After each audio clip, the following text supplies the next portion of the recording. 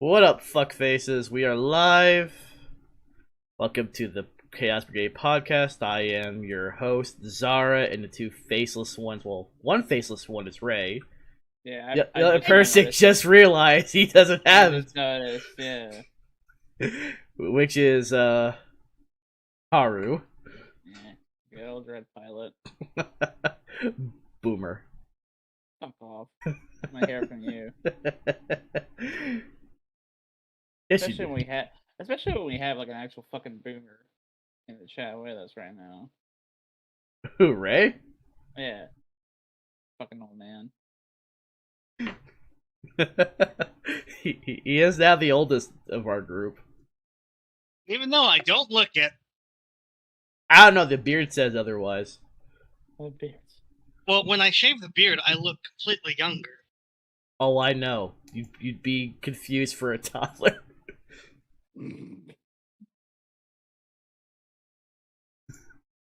You can't deny that.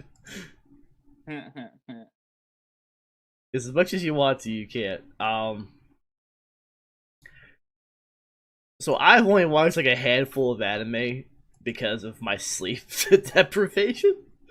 And I haven't watched anime at all in like a month now. I will say regarding the spider, it's literally the next episode that'll come out next week will actually bypass the manga. Because some stuff was just printed in the manga in the last two chapters that was shown this past Friday. Oh. As for Nagatoro, because I'm at least caught up on the manga, it's not as bad. Fair. I'm having that. I'm on Verve right now, so I'm actually keeping track of stuff. There's a few I haven't caught up on. There's a few I'm behind, but I've also been trying to stream almost at least a few hours almost every day, usually early in the morning for Final Fantasy, getting caught up. But I'm also to the point where almost since everything's like almost like cutscenes, and it's not really good streaming material. Yeah. Until I get to the raids. So I've recorded a few bit of content, like the Crystal Tower I had to do yesterday. Mm-hmm. I didn't know what the fuck I was doing. Somehow I lived through half of it. Then when I had to redo it when I didn't record it, I died on the fights I lived on. Fair. I only died once on the fight that I recorded today in the Seat of Sacrifice. I actually watched a video for the guide just so I wouldn't die or cause the raid to wipe for no reason. Especially during the there's a time activation event where you have to constantly keep mashing the circle button. Mm-hmm. If even one person fails that, the entire group wipes. Yeah. So all 8 people have to succeed, which happened. Because one other person said the same thing as me. He's like, did they watch the video, but it was their first time in there? And they're like, well, you're in for a hell of a ride. Which, yeah, I only fucked up once because of all the circles on the ground, I could not tell where I was standing. And when I realized where I was, I'm going, oh, that's actually not a shock why I died, because like the entire ground, except for like 4 spots were clear. I just couldn't tell where. Because so much shit was happening at once, because you'll have like 4 mechanics at the same time. It's literally it's called the Sea of Sacrifice for a reason. Fair enough. Because you're literally going against the final unsundered Asian, Elidibus. And, okay, you remember from the original Final Fantasy what the Warrior of Light looked like, right? Or am I the only person who knows? Yeah. That's exactly what he looked like. Oh, shit. And that's exactly what I had to fight. I will say, though, compared to most MMOs I've played, Final Fantasy XIV has literally the most driven story in every single patch it's come out for. That's not too surprising. No. That's why I linked a video, I think, on Facebook as well as Discord, comparing WoW and Final Fantasy that use the SpongeBob memes like all across the board. One of which was even making fun of the Blizzard dev that said, "What do none of y'all have phones?" When it came to Diablo, which is like, are you joking? I still won't forgive them for trying to just berate their audience like that. Yeah, people have phones, but guess what? They're expecting announcements for a PC game or a console variation of it, not something for a mobile device that you're just gonna spam microtransactions and do the whole play to win bullshit that they were planning. Because that was what was their plan because of being Activision, which means microtransactions, pay to win. Ironically, you could do that. You could do that with a lot of different types of weapons in Call of Duty too. There's a lot of weapon packs. You get certain ones that, if you've already maxed out that kind of weapon, just getting like the easy attachments, just sometimes you can get like the most legendary thing, and it's just best attachments ever. And I've actually had that. When I was still playing multiplayer, whenever I would get some stuff unlocked from the in the actual season pass, because you can get some good guns. If you buy the season pass and you just go through the whole thing, you don't use credits, you'll get enough credits to then just get another season pass for free for the next season. And it just goes on. You literally only have to pay for it once, and you're pretty much set if you're constantly playing that game. Fair enough. But I had a habit of always using mine to progress further in the season pass because I don't spend 12 to 16 hours a day playing the fucking game like a lot of people do. Of course, I've uninstalled it at this point because I don't play it with it on there anymore. It's a massive fucking game, dude. Oh, that was 100 gigs I freed up of my hard drive. Well, I mean, I can't say I blame you. Well, I guess well, then again, all my games, except for World of Warcraft, are on my solid-state drive. As I was telling Marshall, computer-wise, I actually have more than 50% between all three hard drives that are free on space.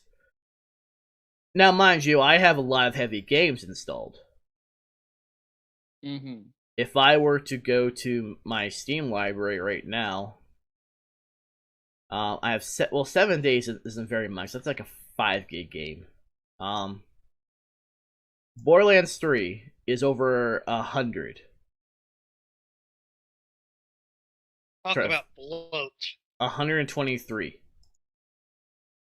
Destiny 2. Actually, Destiny 2 is half the size of Borderlands for an online game. Monster Hunter World, I know that one was about the same as about 51 gigs, yeah. WoW is about 100. I know that one. Outriders is 42, about 43. Which, playing solo, I don't lag, I don't crash. Whenever I played with Raven, it was constantly crashing. A game that I have installed still, hoping that I can eventually play with somebody again, is PUBG. Oh god. Valheim, which eventually Sam and I will eventually get back into it. Fair. Which is only 1 gig for the Is it really? Yeah, it's just 1 gig for that whole survival game. Damn. It's very easy to download. I have Among Us as well, but that's like, I think that's like 50 megs at most. It's about 50 megabytes. Actually, because of the updates, it's up to 255. A chungus. it's still because they always constantly keep update with new maps and stuff. Yeah, they keep updating everything, which because of how popular it's gotten. Before there were no updates; it was just the original map. Because it's still popular with streamers, it's one of those. Let's see. Last recode, 39 gigs. Considering it has 4 games, that's not bad. Because it has volumes 1 through 4. Fair. I mean, again, WoW, which I'm not going to open up BattleNet. I don't really see a point right now. Final Fantasy was actually 64 gigs for an MMO, which is actually less than WoW. Actually, I can actually check WoWs from here without having to do anything because it's literally just in one file. 70 gigs even, but it's also including all the add-ons I have. Final Fantasy. Let me just right-click on that one. It's only, it says 54, but when I was installing it, it was 63. But Final Fantasy is amazing though for an MMO. Hey, fair enough. It's just it requires you to pay attention. What'd you say? And given who I'm usually around, that's impossible. Now, if I were to say something like "there's a femboy to your right," you would probably look. Yeah, except I know that's verifiably not gonna happen. Yeah, but I'm saying if it was at a convention, you would immediately look. Because there's a possibility come end of October. Fuck off. I have a feeling we're gonna see the most weird shit ever, especially when it comes to nighttime because of how long it's been for a convention. Yeah. You know what? Yeah, I wouldn't be surprised just because. Well, yeah, lots of pent up convention fever, and then the time tested and extremely legendary Onicon Saturday night tradition that is Hentai Fest. Yeah, which always tends to be fun, and considering it'll be your first go around there when we go in October, November, whenever it is, there's a small chance that if you're honest, you might get called to the stage. Yeah. Fair enough. Because they usually have first timers do a little bossa game. No. Yes. I'd rather hang myself. Well, you see what they do for the bossa game. Yeah, you might want to. Unless it's gonna make me a millionaire, I'd rather hang myself. No, it's not. Hey, it worth my time. I need money. but you will be amongst your fellow degenerates. I don't care what anyone says. I think the women are gonna be worse than the men. Oh, they generally are. Yeah, I've been going 3 years now, and yeah, it's always the women that go nuts there. Of course, Acom will never have a hentai fest again because of yeah. What happened at what happened to the one that I went to? Because that was the last one. Well, before they stopped choosing to do it. Unless they had it in 2018. Did they, or was it 2000? There was one year that they didn't do it. Oh, 2019, because I didn't have any screening rooms. I meant before. I thought there was at least one year that they didn't do it because of what people were doing. Mm-hmm. Oh Lord.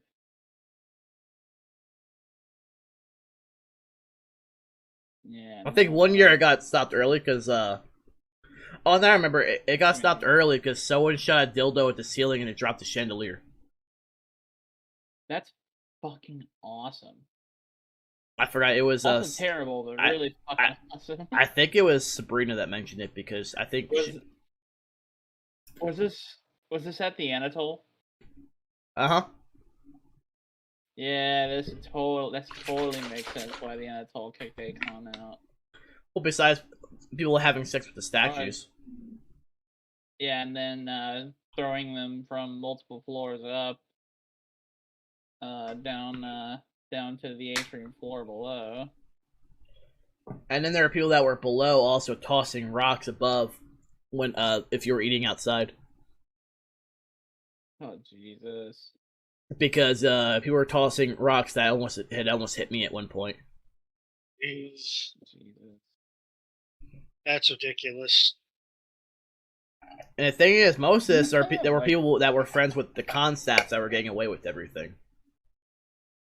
Yeah, it's always the friends of the con staff, man. If not the con staff themselves, sometimes taking part in this. Like, were they con 17? Like, were they con 17 and 18?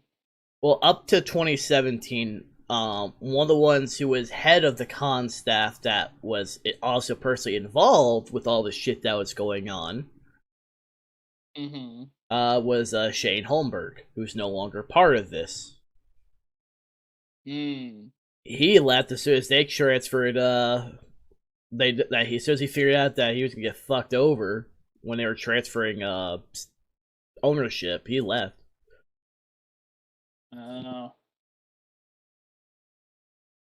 Because he's been one of the issues for years with all the shit that was going on. Usually he was one of the ones responsible while blaming the general population of the damages. Jesus.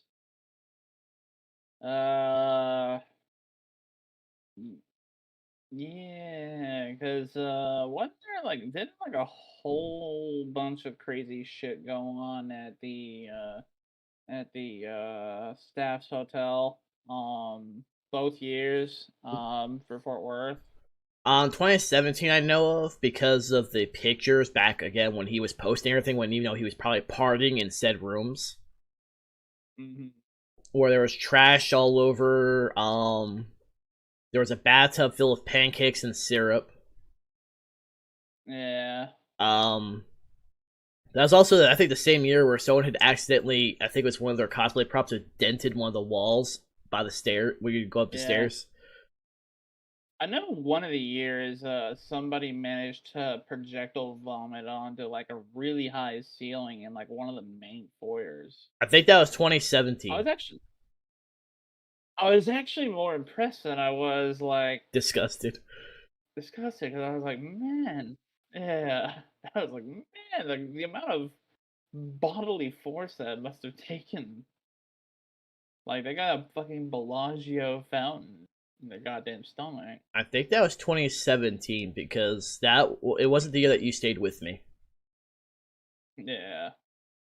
Because the one that you stayed with me, yeah, it wasn't one because it was 2017. Also, was the year that you and I had met Cole at the time from Rooster Teeth, because we had just left the brass tap and came back. And you had to take a piss at the time, and then I had to take a piss, and that's when I noticed he walked in there. But instead of just being the creepy person, I literally, it's one of those where it's like, hey, I'm gonna wait till they leave the bathroom and they're not just being swarmed to see if I can get a picture. You want to shake his hand while you shake his hand while he's at the urinal? They have told stories about. I'm your biggest fan. Yeah. I know. And it's I know for sure. And I'm not that person. It's I'll wait if they're busy or if they just want to leave. That's fine. It's I don't care. Let's be fair. our fandom is not exactly known for having a whole lot of social skills or social grace. Mine was just based off of Like, common sense, but yeah, well, even then, like, we're known for a lack of that. yeah, this is true. And a lot of the ones who are also part of our fandom are the ones who are also usually used to getting their way, Mm-hmm. or are more likely to start something or a false accusation if they didn't get their way. Based on what I've seen in the community, especially the cosplay community. Oh, yeah. Yeah. And Cosplayers. yeah, and one of which is thankfully not part of our circle anymore either. Yeah. Drama queen. And I know the other Tony, the male one that usually cosplays Flint Cole. Once he finds out, he's not gonna know how to react because he's probably gonna ask either way. Oh, Especially if it comes to a convention if he sees me, oh dear. because he's hard to miss. He's also usually sometimes very loud when he talks, so he's usually easy to find him. But because he knew I would usually always talk with Ruby, but after he finds out why and what happened, he's probably not going to be very pleased. And probably avoid himself to prevent anything else. Especially in considering how she thought of him anyway as a person, kind of like how she had no problem trying to jump down either you or Ray without hesitation, or even me. They'll find the whole thing to be odd. My advice to him is just gonna be like, avoid the drama, just stay away, or you'll end up getting sucked into it and you don't need any more deal with on your plate. Right. Because that's gonna be my thing, where it's like, unless it's being asked of me, I'm not cosplaying Crow. I'll just stick with Naofumi for Shield Hero. Yeah, all that and Ruby kind of had its time in the limelight, and it's kind of really faded now, hasn't it? Well, also how Especially they keep with, pandering. Especially with its main creator having died a few years back. Yeah, it's gone. It went downhill since.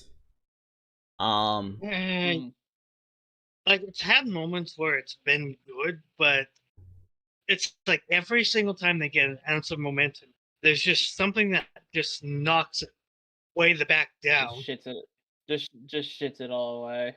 It just kind of shits the bed every time there's a finale. I feel like up to Volume 4 is what. Is it the sort of thing now, or it seems like it's being written by a committee rather than by a single person now? Well, the last yes. Volume 7 through apparently 10 is all being somewhat done by a very, I guess you would say, you might as well compare this person to the person I was discussing who considers themselves to be anti-woke and hates commies. Which would have been Regina. That's exactly compared to who is writing it, based on how everything's going about. She's back to being a heavy Jehovah's Witness, so, and has been for the last few years. Oh Lord, no. Now I get my groups confused, but isn't that like the cult or whatnot? Or I'm thinking of the Mormons. Never mind. No, they're a cult. They're pretty damn cultish, bro. They are a cult.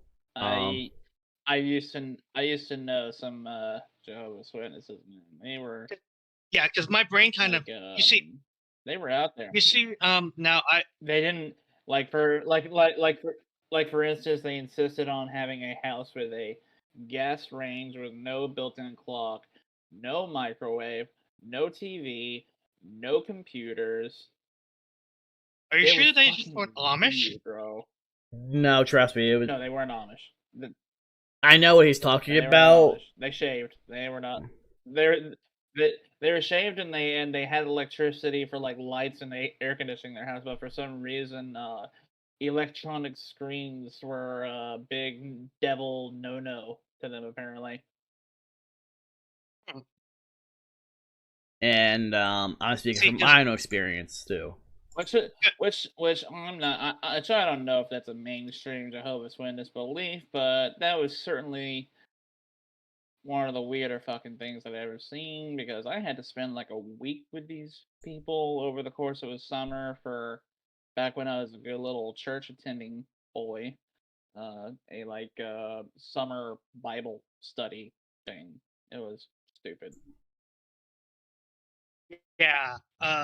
You see, now it doesn't show very much now that I'm an adult, but like, I was very sheltered as a kid and growing up in the '90s. So a lot of the things like the Mormons, the Jehovah's Witnesses, and all that, those all just kind of seemed blended together. So that's why it's led to me. So it's why it's led to me being kind of like, wait, which one's the cult again? Wait, like, wait, which type of crazy are these guys? Yeah, it's like, and they're known for.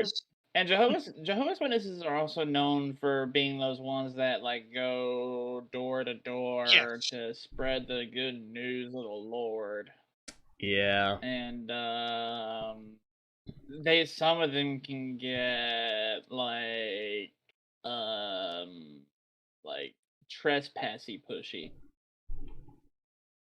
I can tell you, I have found a way to scare a Jehovah's Witness back in Sweetwater. Well, I have a home defense shotgun, and I can do that bad boy with one hand. So.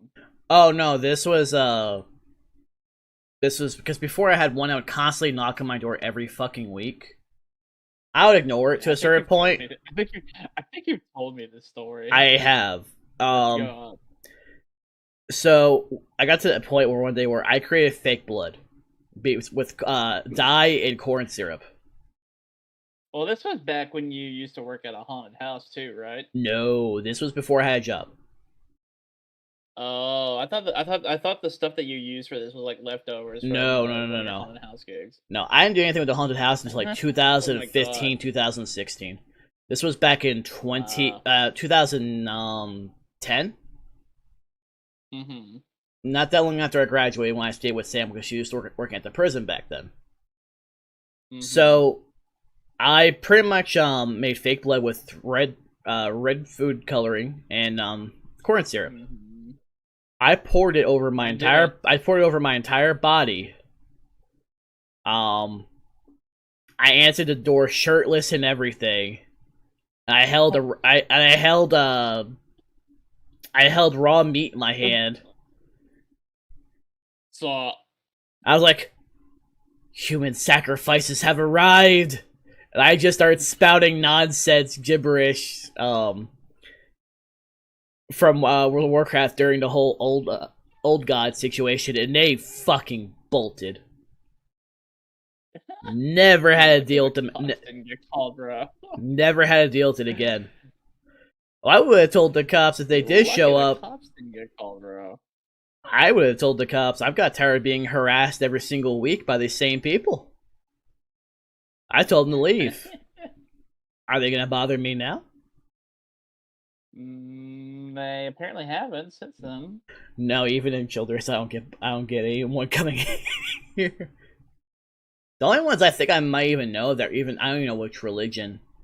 They would usually occasionally shop at the store, and they would actually apparently also watch anime because they would recognize some of the stuff I would wear.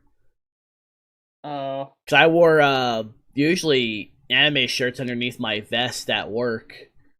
Mm-hmm. And most of it was always covered, so I usually got away with it. Yeah, well, you can't get away with it now. Until those polos come in, people were fine, but I can tell you I'll give you about a year before plenty of outrage, and then because I guarantee you're gonna see some sort of crusade going on again. And then it's be like, oh, they hate individuality, they hate the LGBTQ community, you know, they claim to support it.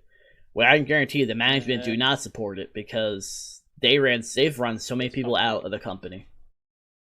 It's fucking Childress, Texas. Like, oh, I meant in general. Including stores that were like all over. They're nothing. Yeah. They're pretty much literally white supremacist all the way. They're literally just pure Republican. I mean, the Walton family are like large donors to the Republican Party nationwide. Oh yeah, that's why like, anything they say, I just like, I'm gonna press X to doubt because you are a fucking liar.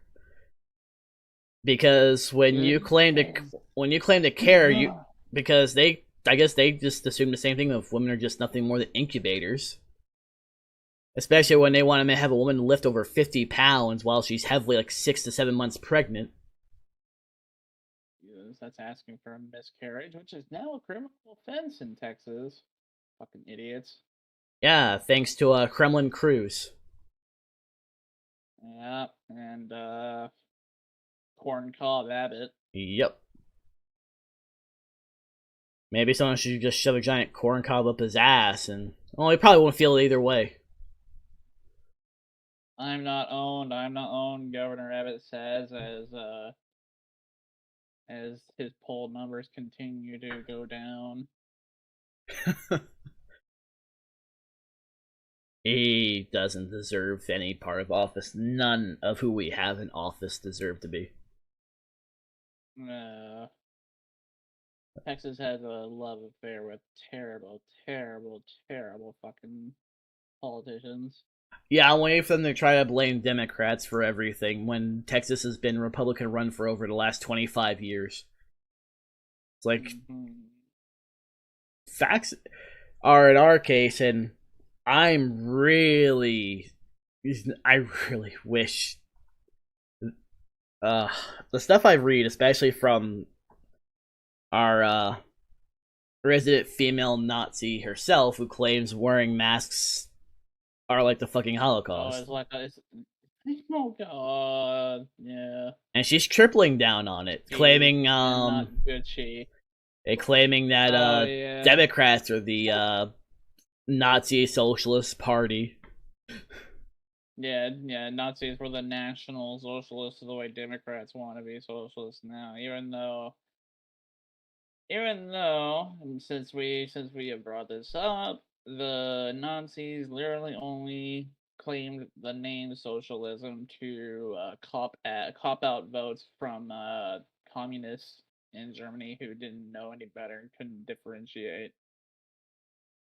Yeah, but you're trying to go for somebody who condemns the use if it's used against her, but if it's for her own narrative, right, she's more than happy to use it, and it's been used against her in direct quotes.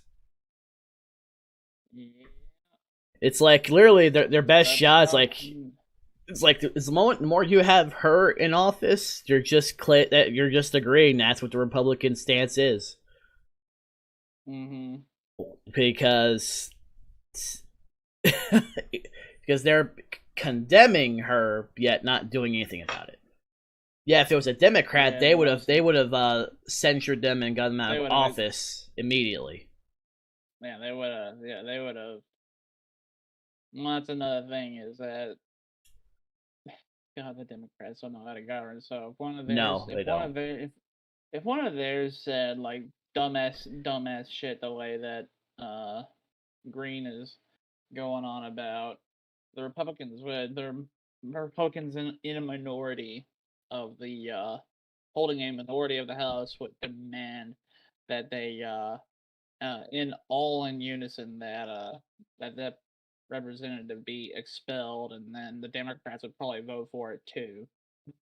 Yeah, and that's the thing. It's more of that's why every time someone asks me when it comes to anything with this country, because I've asked a couple of times in the last few weeks, I'm like, I have no hope for this country. We are fucked. It's just gonna take one wrong mistake, and this entire country's nuked. That's all it's gonna be. Yeah. Instead of that, you're gonna have a giant civil war with shooting all over the place. It's just gonna take one spark, and we're almost to that point. History is doomed to repeat itself. I mean,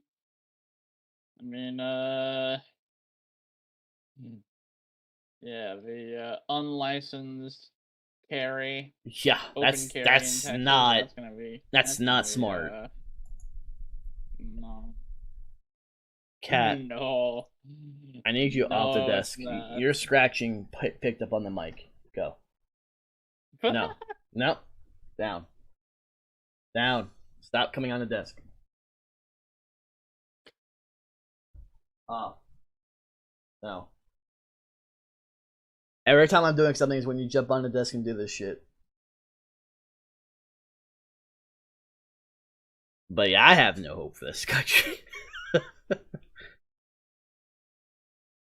And I've told people, it's like, who tell me, well, you can leave. It's like, okay, pay me about $53,000 to pay off the rest of my house. Pay me about 10 to 20 million, so I can get my passport and then move the fuck out of said country permanently. Like, pay me the money and I'll do it. Otherwise, you just got to deal with what I have to say, much like I have to deal with your existence. Yeah. Things could be moderately improved here, and then everybody in unison just love it.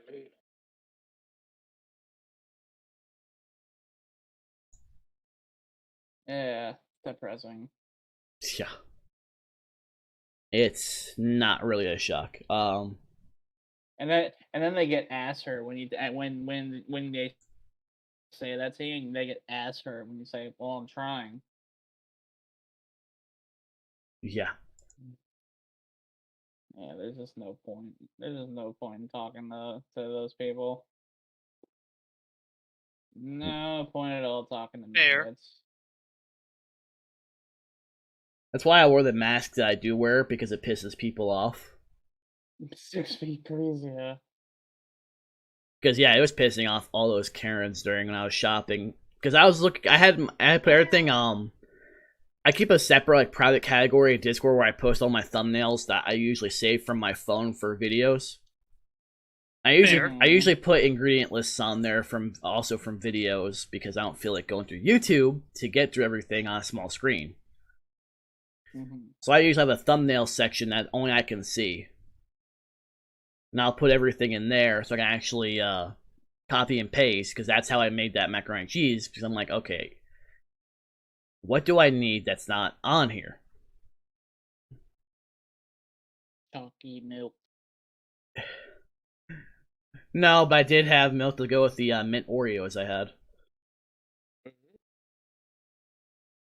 Well, I needed milk anyway for the mac and cheese. So like, well, I might as well get Oreos at the same time and just two birds with one stone. Plus, I've got cereal at the house. It just makes sense. Man, cereal. I'm not even hungry yet. I think I haven't eaten since probably 10 o'clock. Well, that's not including the pretzels with the queso I have next to me, but yeah, I had White Castle. half of a pizza from. I had half of a pizza from Bankhead while I watched the Indy 500 today. I was wondering where you were when you saw that. Yeah. No, I had White Castle burgers today, which they changed how you're supposed to make them. Didn't feel like going to the saucer that early, so Fair enough. What have you eaten so far today, Ray? Hot dog. Gotcha. that would be so perfect to clip that out of soundbite that out of context. That sigh and then hot dog. It would have been better. It would have been better if there was a picture to go with it, but right. I'm just waiting for all these releases. The King's Court for Yu-Gi-Oh! got pushed back till July 1st. I'm not surprised. It was originally meant for June 24th, like how the structure decks were meant for next week, were pushed back till June 18th. And Lightning Overdrive doesn't come out for 4 days, although some are able to get it early because they get it from Canada. And Canada had theirs released early for some reason. They're Canada, they're cooler than us. Even though it wasn't supposed to be released either way until like the 3rd, but I guess some influencers get it early either way. Yeah, that doesn't surprise me. But I don't know. But some, I guess, still either way got it early depending on where they got it from. Like Kira Twig, who I showed you the deck profiles from. Because that's how I figured out where the cards that Ray wants. 2 of them are super rares. One's a secret rare. Thought one was an ultra.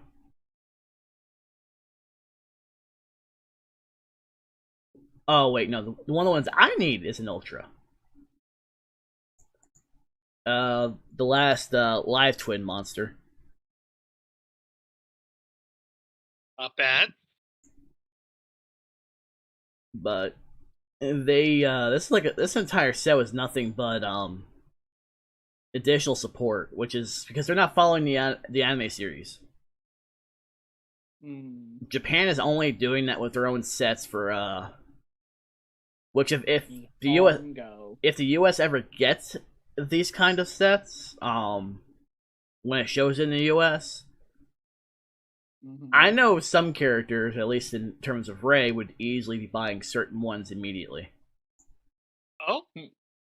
You'd probably go for the Roman deck. Oh yeah? Yeah, because she uses psychic monsters in the rush dueling format that they do in here, which is similar to the speed duel format. And she uses a female because she's in a band. So sounds promising. And she uses psychic monsters that are based off of that. I'm gonna go and grab a beer real quick. You go right ahead while I just keep talking about this to Ray. Yeah, she plays like one of her main cards is Prima Gitarna. Just psychic rock like rock music type monsters. She's also gets very angry when she's hungry. Fair. I don't know if this image will pop up, but if it does, awesome. I'm curious.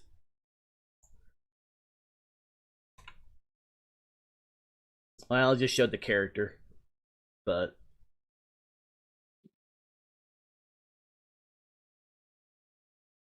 she has like an angry, scary face when she's hungry.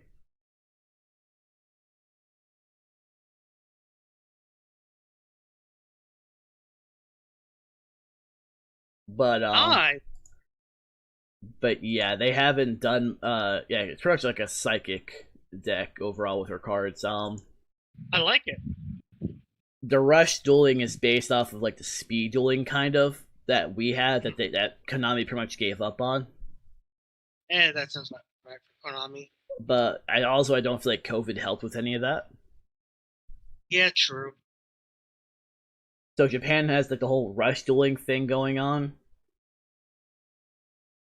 with their own separate sets for that. Because the site that I look all this stuff on has it all separate by TCG, OCG, Korean releases, Chinese releases, and rush duel releases. There was a speed duel, but there's nothing coming out.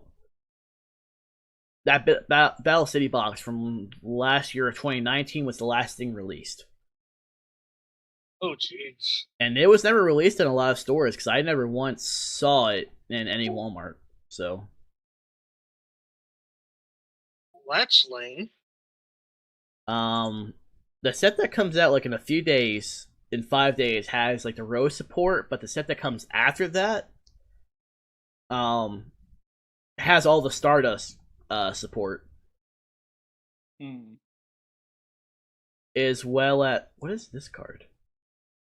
Huh, that's an interesting one. Every time I see all these different names, I always think of the Ghost Girl cards that are usually hand traps. But they haven't printed any of them out for a while. I wonder if they ran out of ideas. Always possible. Also, this is the set that comes out in August. It's also the set that has like the sushi ships that they're starting to make. Nice. Which is only like 4 or 5 cards at most so far. Well, that's gonna be a card that's gonna be used a lot.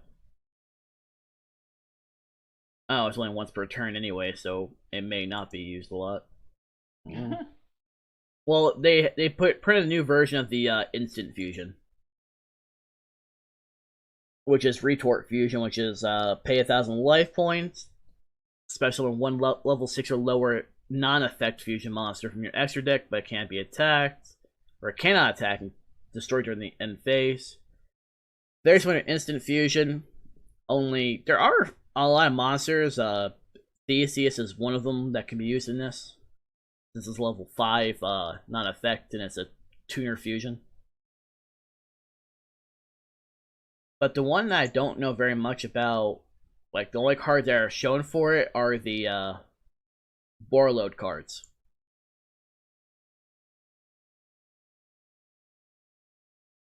Oh, I heard a cat. No. Oh. She moved to a different spot finally.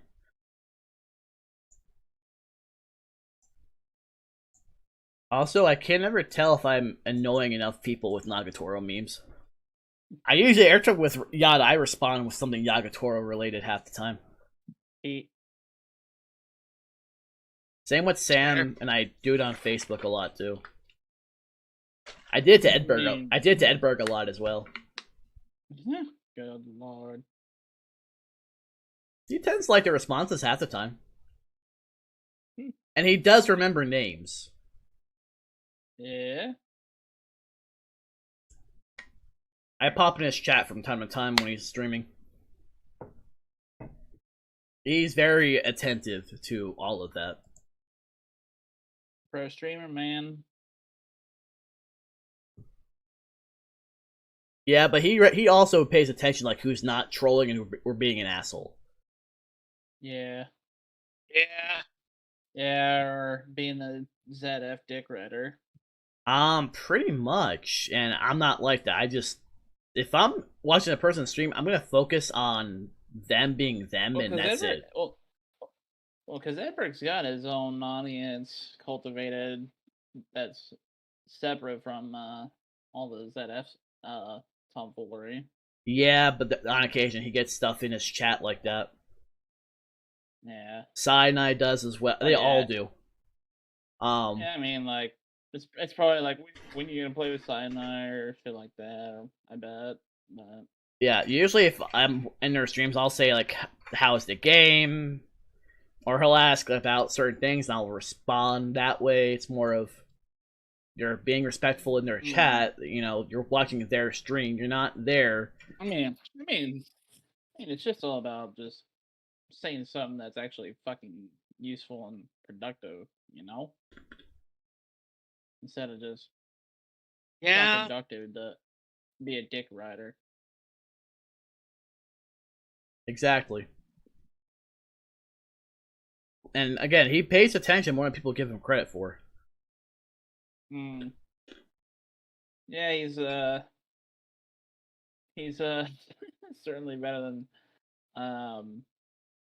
he's honestly got it down better than even like Womble does. That's just the moment that Soviet looks. He's usually dead. Right. And usually Soviet gets trolled by his chat. And he falls for it. When he gets too focused, he does not realize he's being trolled. All the plays on words that end up getting him to say like he likes dicks or something like that. No, or the one from Rising Storm Vietnam. Fuck my chat, yeah. And it's like, oh, okay, so you like to swallow cum? Okay. Yeah, that's the one I was thinking of, yeah. You swallow cum? Okay, Soviet.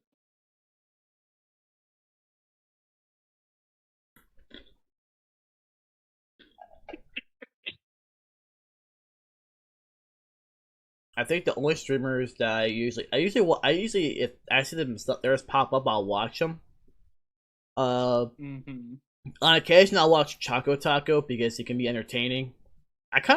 My vibe is kind of similar to his, where he's just chill. Yeah. I kind of like Tectone. Let's see, Shroud I still watch on occasion. I actually learned a lot of my Genshin know-how from Tectone stuff because he's pretty goddamn good at getting max damage. Fair enough on that one. Yeah. Let's see, for like pure entertainment, Doc all the way.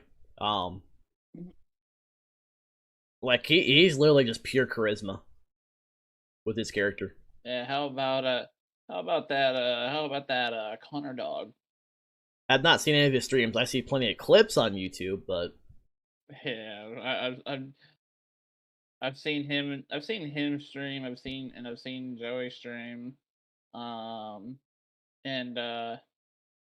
Yeah, I mean they're themselves for sure when they stream.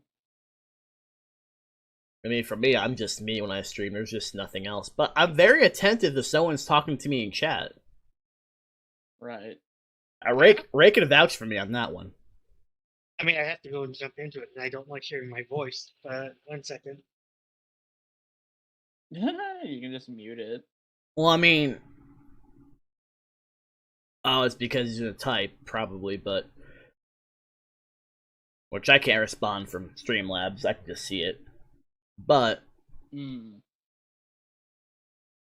usually very attentive. Like whenever we had the beer stream as well, when we had some people in chat talking, we responded very quickly. I'm very attentive. I usually always have the screen up so I can see it. Obviously, for Twitch, I don't have to worry about it very much. I can respond via Streamlabs, but it doesn't work that way for YouTube. And I have to end up having YouTube separately put up. Now, on Twitch, I may do that if I choose to make like when I made Ray a mod. I had to be there to actually right-click the name and do it. Makes sense. And then I had to ironically, I can actually go. I had to actually search how to do this to remove mods as well. I had to actually search to remove Raven as a mod. Because I blame you. Well, I don't trust anything. I don't trust anything. I still find that whole situation to be very weird. I still think the timing is not coincidental. Oh, I've never once denied that there is a coincidence. I just don't. I'm not somebody who really likes to make a sweeping judgment when I don't have all the proofs in front of me. Oh man, yeah, but I mean, you think all the support I was trying to provide for Raven? Like a duck, it quacks like a duck. No, I totally get where you're coming from. It's just a case of like people like to really get down and dirty when it comes to accusations. So it's just like I don't bother with saying yes, this is 100% until I have it, and then I will be more than happy to crucify the person in front of me for it. Well, sometime even before this whole thing started, because you remember when Macy stopped coming by for everything. Because to be fair, Ruby and Marcel are both reasons why she felt uncomfortable and left. Yeah. Well, Marcel I could understand because, like, he. Yeah, but it was mostly Ruby because Macy would also get texts or messages even during streams from her. What would she say? I don't know if it was related to everything. That whenever it's like, oh, I sent you something, blah blah blah. But because I had asked if it was like anything drama starting, but she's told me no. Although it was months ago, so she may not remember either. Nah. But shortly before, like after, she was ghosted and removed even as a friend on Facebook as well. Before this whole thing started. And then when it came to everything, I was the only person out of everyone that was blocked. Just me. Like, it still strikes me weird that you're the one who's blocked, and, the rest of us are just kind of... cut loose. Cut loose or forgotten about, depending. Yeah. Well, you see, too, that we're still constantly communicating. Mm-hmm. Oh, I had a feeling that... Oh, excuse me. Not enough sleep. But pretty much... yeah. Story of my life. Anyways, the thing there is that, I don't know, it's the whole thing just strikes me as weird, considering, none of us really did anything to them, at least not knowingly.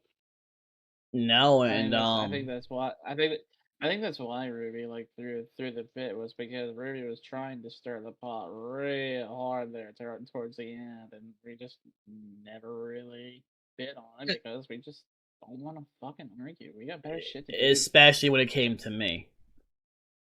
Well, I pointed this out in private conversations. I'll say it again here for the thing with Ruby is it was really weird because the thing I noticed is Sam, she'd act buddy, and Macy, buddy.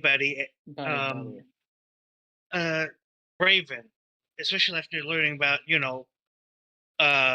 Raven being trans. Yeah, sorry, my brain was kind of trying to find the words for that. What brain? And it's all the girls, buddy. However, Marshall, when you were off and just kind of off in the ether because you had the incident with your car, you had a whole lot of shit going on, and you explained that, but she was just right into the mix of getting confrontational. I know. And with me, it was always trying to nose into my personal life to try and find something, or just trying to be judgmental. I'm not quite 100% sure which it was. Maybe it was both, but she just kept digging, and I wouldn't give it because it's just okay, it's weird for somebody who barely talks to me. You're just suddenly interested now that we're on a live microphone.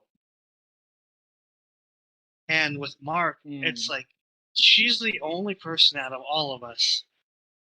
Even when I, by my own admission, had a bit of doubt about this whole career switch, only because of the realistic logistics behind it, and it being a gamble and making sure this is what you want to go with. And with Ruby, it was just she was completely unsupportive, 100%.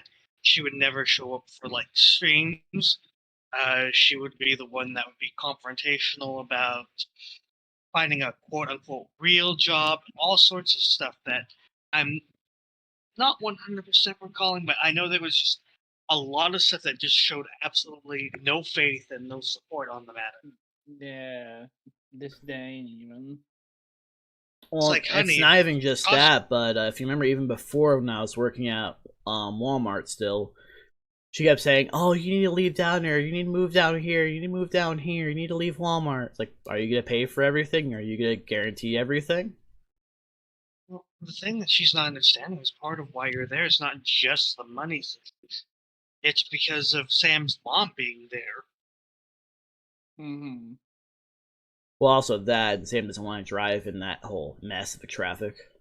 I mean, that's also fair, but I mean, You more so her mom. You get used to it after a while. I mean, all those times living in Abilene, which had similar traffic, was still couldn't get used to it. Yeah.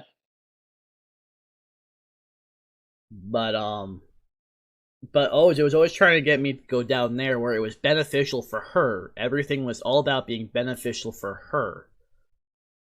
And the concept of moving down there, it's because she assumed if I was down there, she could just leave her parents' house and immediately have a place to just live rent free. And don't get me wrong, I empathize with her situation with her parents because I mean, it's a story I've heard many times before from different people that I've known. But it's like you realize, much like Marcel, you realize that just running from one place to the next isn't going to just magically solve all of your issues regarding that, right? Mm-hmm. But that's pretty much what her goal was, for everything to benefit her. But once you realized that wasn't the case, everything I did was just finding a way to berate, and also with my issues with depression, instigating that and making it worse. Mm-hmm. And then trying to find ways of separating me and Sam to think, okay, if I get them separated, he'll have to leave. He'll have to move. The thing is that, unfortunately, this is while I can definitely see the argument, it's a bit of conjecture as well, because the sad thing is we'll never know 100% what the motive of that was, because, right. I mean, I've tried night after night after night trying to put the logic together behind that, and none of it fucking adds up. None of it. Especially what she would, well, supposedly, allegedly, was trying to convince Sam of to begin with. And the thing is, Sam couldn't even find a conversation when she scrolled through, so most likely Ruby had deleted everything to where Sam couldn't go back and find it. Which is already suspect enough. And on top of that, instead of just trying to come out, Raven had told her everything. Probably, I have a feeling Raven probably, once she figured out what was going to happen, she probably had Ruby on speakerphone and had her mic set to push to talk to where everything could be heard. And then right during that whole thing is when that message was sent, and then I got blocked. Just me. While everyone else was still fine and could see everything. So instead of speaking up for their own actions, you make up on a lie and just choose to run away from the problem. The whole thing strikes me as weird as well, because like I have my own little timeline of how things went with Ruby and Raven, and the only thing that can really make sense there is that, you know, Ruby left the group, Raven got curious, talked to her on the side, either got a half-truth or a whole-baked false story, and that's what led to Raven ghosting. Because otherwise, it makes no sense to me to just, you know, ghost somebody that you were just totally, completely chill with about a week or two ago at the time. Yeah, no, and I took a screenshot of our conversation from the 9th, and I was mentioning what was going to be just something to be talked about vaguely, up through the 13th, where she was excited about Destiny 2 to game with me, and all of a sudden just pure ghosting. With the only other message saying, hey, I'm not making a podcast, I'm hoping to have everything done by 9:30, and just nothing got back with me, no response back on any occasion. Yet she can't say she was busy because she had no problem constantly posting stuff about being dead named on Facebook, which didn't come from me or any of us actually. I didn't even know fucking Raven was. Yeah, So I mean, because she was constantly active on there, plus playing Destiny 2, to where I know she was active. She was just actively ignoring me. which again strikes me as weird because, like, again, a week or two before that, everything was chill, everything was good in the hood.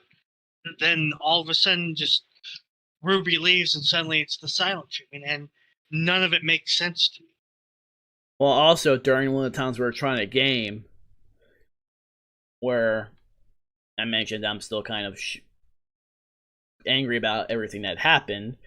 She was acting a little bit weird, but I didn't get a chance to record everything because of the constant crashing and her getting angry. How so? Because of her crashing. No, I mean, how was she acting weird? It was just based on how she would respond while talking. I didn't think anything of it because of the gaming. Because yeah, I chose to be the host because every time she was the host, I would be lagging like fucking hell before crashing. Because her connection is shit. Because she was having issues even Call of Duty saying internet connection interrupted. Which I never got unless the host was horrible. Because ironically for Call of Duty matchmaking, they choose one person to be the host to lag everything. Which I still don't understand, to be honest. But that's Activision for you, cutting corners. True. Surprise, surprise. But no, that's the reason why it's just one of those, like... And the thing is, she was so excited about July, and all of a sudden, ghosting me, it's like, okay. Yeah, I mean, the whole thing just doesn't set right with it. It was all just one long chain of events, like, shortly after the other, and it's just like, this whole damn thing doesn't make a whole lot of sense unless you take into account that somebody must have been in somebody's ear at that point in time. That's why pretty much the thinking between the two. You have two people that are trans, and her motive was probably to stick with the person who is trans and the person who chose to support her and try to be friends and try to actually include her in activities. Which, one hand, I get it, but the other hand, I mean, like, I'm not one to tell somebody who they can and can't be friends with, because I think making somebody take sides is a load of bullshit. It's like if you wanted to be, the thing is, I was like, I never said you had to just ignore her entirely. Yeah. I just said she wasn't going to be part of any sort of group activities. Well, yeah, I mean that makes sense. If Raven chose to want to talk to her privately, I never stopped anyone. Like, do that, but if you're just gonna ghost me or ignore me entirely after everything, it's like, then it's obvious that you didn't want any of us to be your friend. Because you ignore any sort of thing for the podcast, and then one thing I guess you didn't realize when it comes like to conventions, like, for one, the room is under my name, and I have the list of the guests under the name, which I already edited out, which took Ruby's out and put Michael's name when I edited it. So if you were to try to actually get into the room, it would fail. I mean, as much as I'd like to say, I mean, I can never account for people's brazenness, but I mean, I really doubt, given to pull something like that. Given it's Ruby, I'm not shocked, considering how much of a vindictive bitch she is, but because she has to have one historic drama regardless, it seems, when she doesn't get her way. I'd like to pick Macy's brain when she joins us, because it's like, she's the only other person aside from Sam that I know that had an odd experience with her. Yeah, but that's going to be her decision if she chooses to talk about it or not. Oh yeah, I mean, I get you. I told you that already too. It's like, if she says no, then it's going to be a no on that discussion. I mean, I get it. It's just one of those things that I would love to know more, only because, like, again, all I can tell you is that she wasn't too happy about it. I guess one thing that Ruby didn't figure out is that when it came to the whole assuming I was cheating on her, is that she never once assumed Amisi because Amisi was more of a sister to her, and I doubt Ruby figured that one out. Because there was so much like doubt just trying to like the Samtha was cheating on with her and Raven both. Raven had just come out as trans, and I barely just started getting to know her. Two, I don't cheat. I mean, the only thing that it somewhat seems like is that it really felt like Ruby was trying to, I don't know, like isolate the women away from you or something. I don't know. I mean, if that was the case, it's like, what's the benefit? That I don't know. I mean, that's what bugs me is like, what was the goal here? What was the game? It was always the women. What was the upside? Like it's like the goal was. What was the upside to all this for? Like, what was the end goal? Just potentially destroy a relationship, like it really just kind of feels like, considering it's consistently the women, it's like it feels like there was just some, I don't want to necessarily say half-assed, but definitely half-assed attempt at isolating the women from Mark, and I don't know why. Yeah, it's just weird. The whole thing is odd to me. It just feels like, I don't know, like. Which is also kind of weird because those three weren't the only women I talked to. I talked to a few guildies who are also female. Yeah, but I don't think Ruby was willing to jump into, like, Warcraft or anything like that to spread even further. Well, she wouldn't know. She doesn't. She wouldn't remember what server I played on, for starters. Two, the conversations were always directly, usually in the Discord. So, and it's usually like in the guild Discord itself. Like the only person who still really responds is a new one who joined in the last month or so, right before they decided to not do any more raiding until the new patch next month. Should it be on the 19th, I believe? For 7 point, was it 7.1? No, it's 9.1. I keep forgetting what patch we're on because of how many years I've played.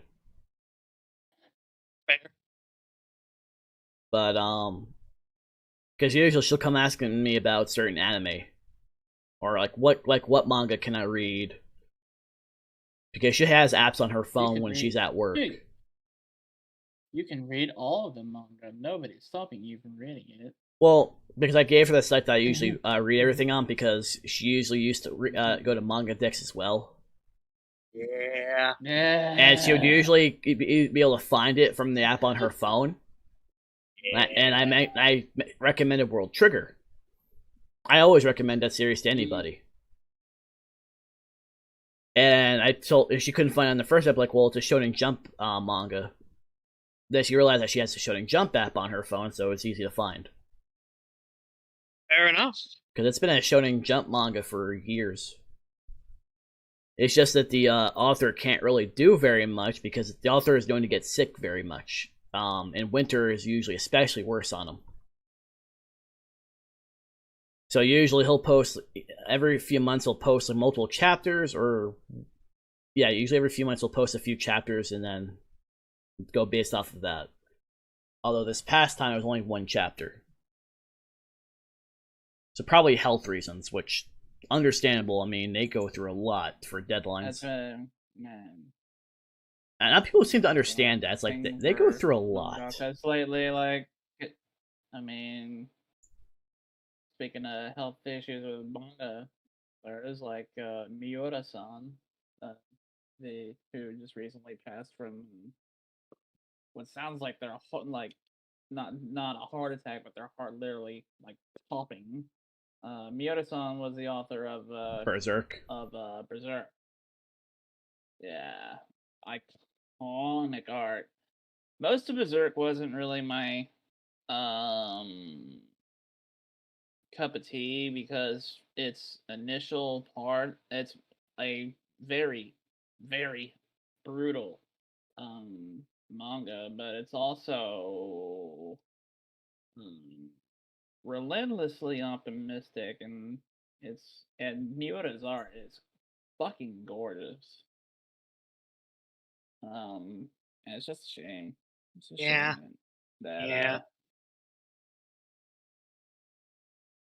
because Yeah. Miura was only like He was like in his 50s. 53. Yeah, Yeah. like early 50s, like not very old at all. And yeah, that was yeah, he's gone. Yeah. But that's why I like actually speaking of that whole situation, there's I know at least in Final Fantasy 14 they did like a whole thing. Oh yeah.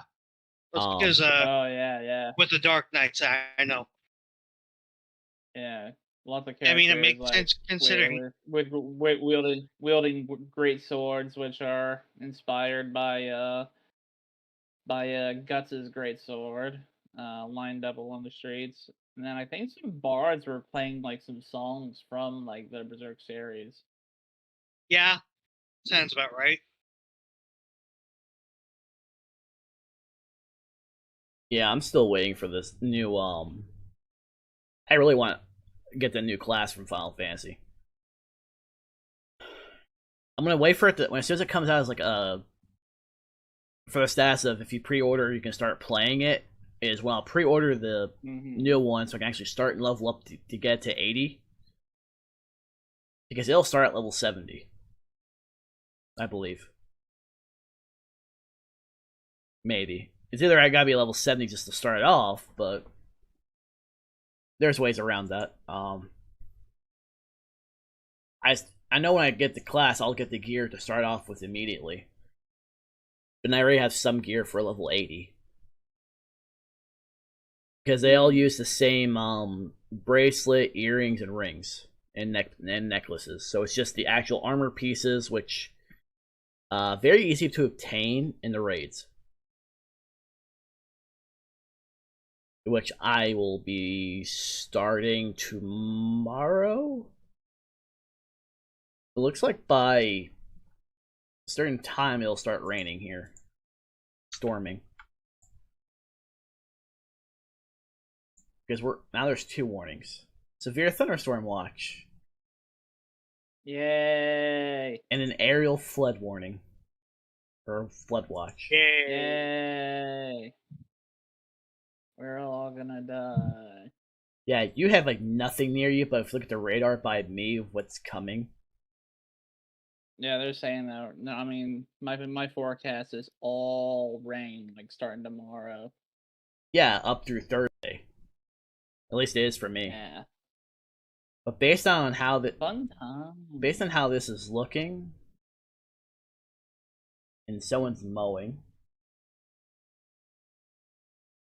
I can't tell where, because it could be anywhere from across the street to there to the neighbor. I'm not mowing till I have like a full day because it's been like raining every single night to where the grass is constantly wet. Yeah, and I don't have a fucking riding mower like everyone else does. And as we talked about last night, like pushing that cut grass gunk. Yeah, and it's just that the underside of a mower, like this shit's.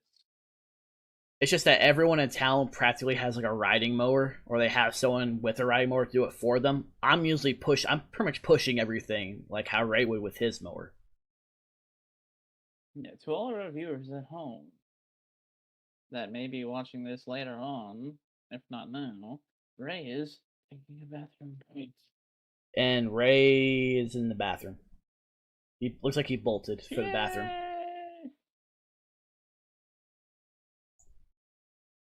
But yeah, looks like based on because it goes up to about 9 p.m. currently for accuracy. It looks like about 9:30 to 10 o'clock is when I'll start seeing the rain. Because I know once we get done with this, I'm gonna be going straight back into Final Fantasy and get the story out of the way. Now I've only been recording the raid fights. I'll eventually try to clip them together and put them up, but I want to test Vegas Pro for that, which I'm wondering a few things if I open it up again.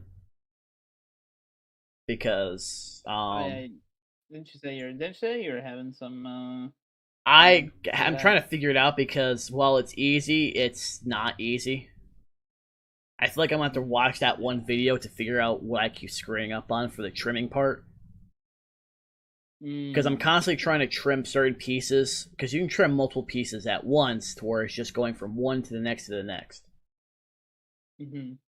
And I'm actually gonna open it up and see real quick. It's not gonna affect the stream. I want to test. Yep, I was right. Yep, I definitely have to thank Amisi for that. What happened? No, I wanted to actually test a theory of mine. Because the last time I opened this up, about 2 weeks ago, it said it was supposed to last until the 25th. Now when I open up, it says last till the 8th. It's cracked to automatically constantly loop the trial to where you never have to worry about it. You constantly keep using the program. Nice. That's beautiful. Because I'm not paying fucking $50 a month. Fuck that, yeah. And I guarantee you, I'm not the only person who has done something like this. Most people probably have. Mm-hmm. And I guarantee you, with the stuff that's been coming out, I guarantee you they're going to make more Buster Blader support with all the decks that they're going through. Probably. My man. My lovely man. Because, I'm still trying to build you a Buster Blader deck, Marshall, just so you have it. Really? Yeah. And I needed 3 copies of I needed 3 Go ahead. Just my Buster Blader and a shit ton of scrub dragons to send off to the graveyard. Well, actually, a lot of the support cards for it are dragons, like tuners and such. Because they recently unbanned and made it unlimited for Destruction Buster Sword. Because it was banned because of a combo that was used for Dragon Link, which is one of the top decks currently in the format. It's actually very similar to the Rocket deck, and my cat's playing with her tail. Saw that. Cat doing a dog thing. Yeah, actually all of them have done this. Every cat I've owned has done that. Only she has no shame on what she does. I've seen your cats on your camera occasionally chase their tails, but I don't think I've ever seen any of my cats chase their tail. Well, also also 2 of my cats aren't ferals or strays. Yeah, mine's a stray. One I got that Sam had gotten that chose me as their preferred owner when they were 6 weeks old. Nana was supposedly at least 2 months old, according to the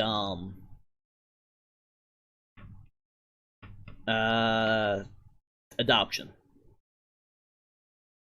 Because when we had originally moved into that one house in Sweetwater, Sam wanted cats, and we chose to get both the brother and sister. There was 3 at one point, but someone had gotten one of their other siblings.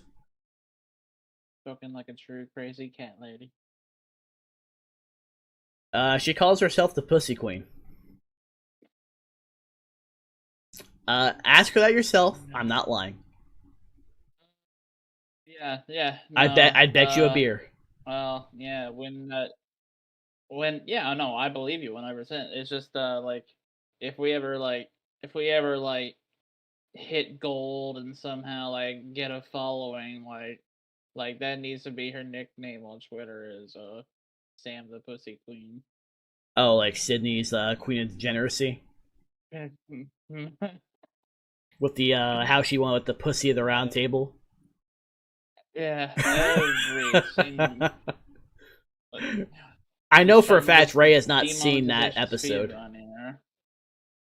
Yeah. Oh man, it's That was 2.5 hours of an amazing. experience. Yeah. And then you have like Chris Broad's comment, which again is still the top comment on when I look for me personally. Yeah. Let's actually see if let's see if the algorithm will treat me nice now. Like if I let's say if I go, I want to literally mute the YouTube video immediately. Nope, same order as same order as it was. It's still the top comment for me. I wonder. Yeah, and I have it sorted by top comments too. Either way, I sorted. I don't see Chris's. Yeah, for me, it's sorted by top, and his is like actually the one that has the most likes too, with 18,000 likes. Yeah, mine's just showing a bunch of randos. I like how they shit on Chris just because. I do like how they included Natsuki, or they will, in the Dr. Jelly commercial. Yeah, well, I mean, the only reason why he didn't join them the other times was because of his job. Natsuki had to leave. Yeah, because this is going to be the ultimate Dr. Jelly. Yes. I hope Ray does watch the Journey Across Japan videos. Especially with Chris saying like this is going to be the last journey for a while. For a while. Yeah, because everything's been Patreon backed on it, but there's so much time and preparation to get taken care of. Mm-hmm. And the way he organizes things is kind of like how we do when we research. Yeah. Yeah, methodical. Like when I see something in a certain area that we were trying to plan, it's like, oh hey, I'll link this to you. Yep. But I do think everyone should watch the Journey Across Japan episodes because they are amazing. It's so funny. They're funny, but they're very also good. They also provide a lot of information. Mm-hmm. And that's usually how he does things. Now you've seen the trailer, right, Ray? Yeah. Because it's gonna be amazing. If it involves Natsuki, it's amazing usually. I think Joey's been in every single Journey Across Japan. Yeah. He was like a 2-day guest in the bike trip. Yeah. And he was for the entire thing, obviously, for time on the second one. And then this one as well. And I saw saw Aki's video on the tour of their new apartment. Their apartment's bigger than my fucking house. I haven't seen that one yet. Yeah, they're I saw the We Moved video though. I haven't seen the tour of the new place. I will copy and paste the link in here so you have it for later. Sweet. Yeah, it popped up on my feed.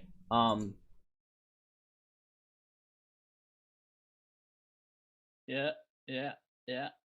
Yeah, she posted it actually today. That's the reason why it popped up. Yeah, their apartment is much bigger than my fucking house. And my house is bigger than yours, according to your mom, so... They must be... That Patreon money must be pretty damn good. Well, also... Actually, I can actually determine that one by looking. That's not including sponsors, too. Yeah, sponsors, and then... the actual YouTube money, which I have no idea how that gets tabulated. Well, they usually censor the stuff that would get demonetized and put it on Patreon. I know that she has at least 673 patrons. Mm-hmm. And that could anywhere be between depending on who has like you're looking at least either $673 up to $3,000 a month. Jeez. Yeah. And that's just for Aki's. As for, again, also I guarantee with sponsorships as well, especially with Joey. Yeah. With a lot of things, because he was sponsored by Tenga to do that video with Garnt that time. I know. Yeah. Mm-hmm. Yeah. Living the life. Joey has almost 10,000 patrons. Jesus. So he can make anywhere between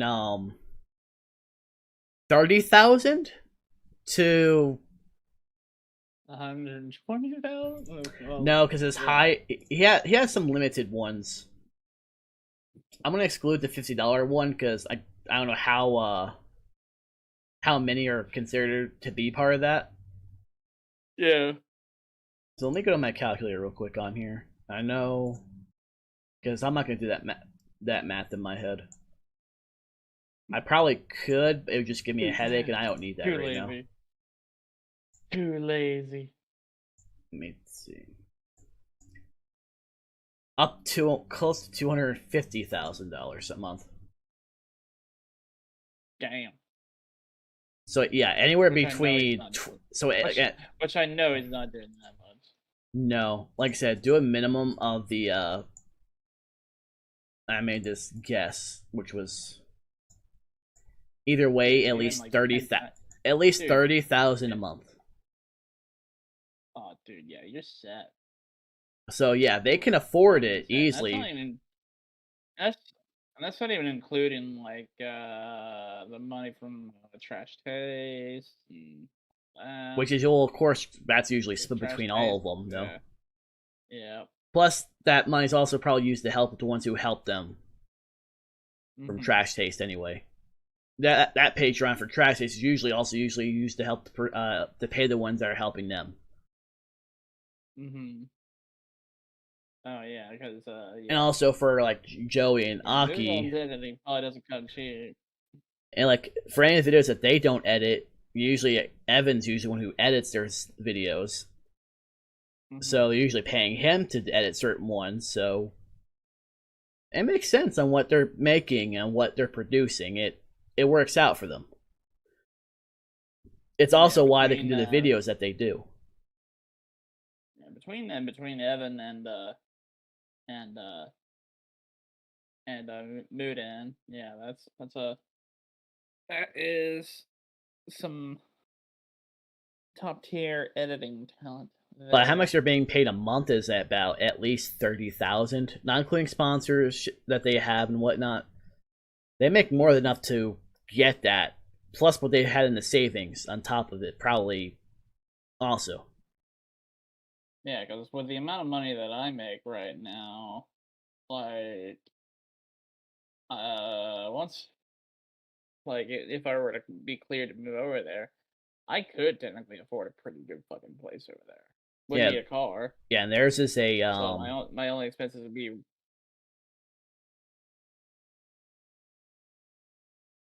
I'd say usually because I don't know how much usually gets covered on the rent. That's including utilities or not. Well, usually up front they expect at least 3 months rent up front. That I knew about. And there's the key fee and all that. Yeah, I know. The moving overall, you're looking at least quite a bit of money just to get started on moving. Yeah, I mean it's a 5 LDK, so yeah, that's what they had done, and they got that as a discount. From what Aki had said, which I can't believe. I'm guessing I don't know how it was. I guess it was just in their favor that day. Either way, it worked because that was the main one that they wanted. They just looked at the other ones anyway, but that was the one that caught their eye.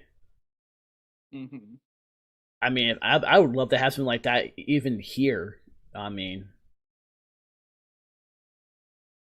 because even during Aki's video, Joey was actually somewhat working on content. So He was still at work. I mean, if I were to start a Patreon, I wouldn't even know where to begin.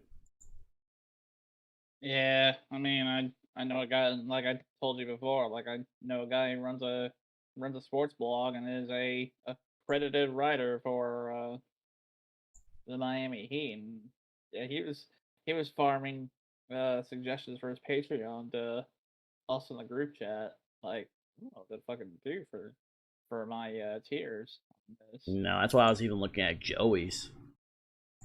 Especially like for a sports blog, like what can you really do beyond a t-shirt and like a shout out in the podcast or whatever, you know?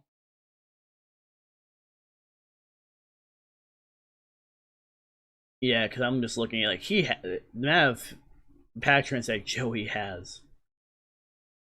Yeah. I mean, Joey's been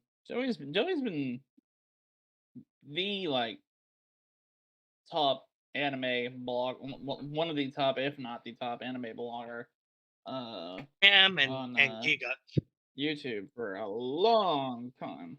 Yeah. But you also have to remember Noble as well. Mm-hmm.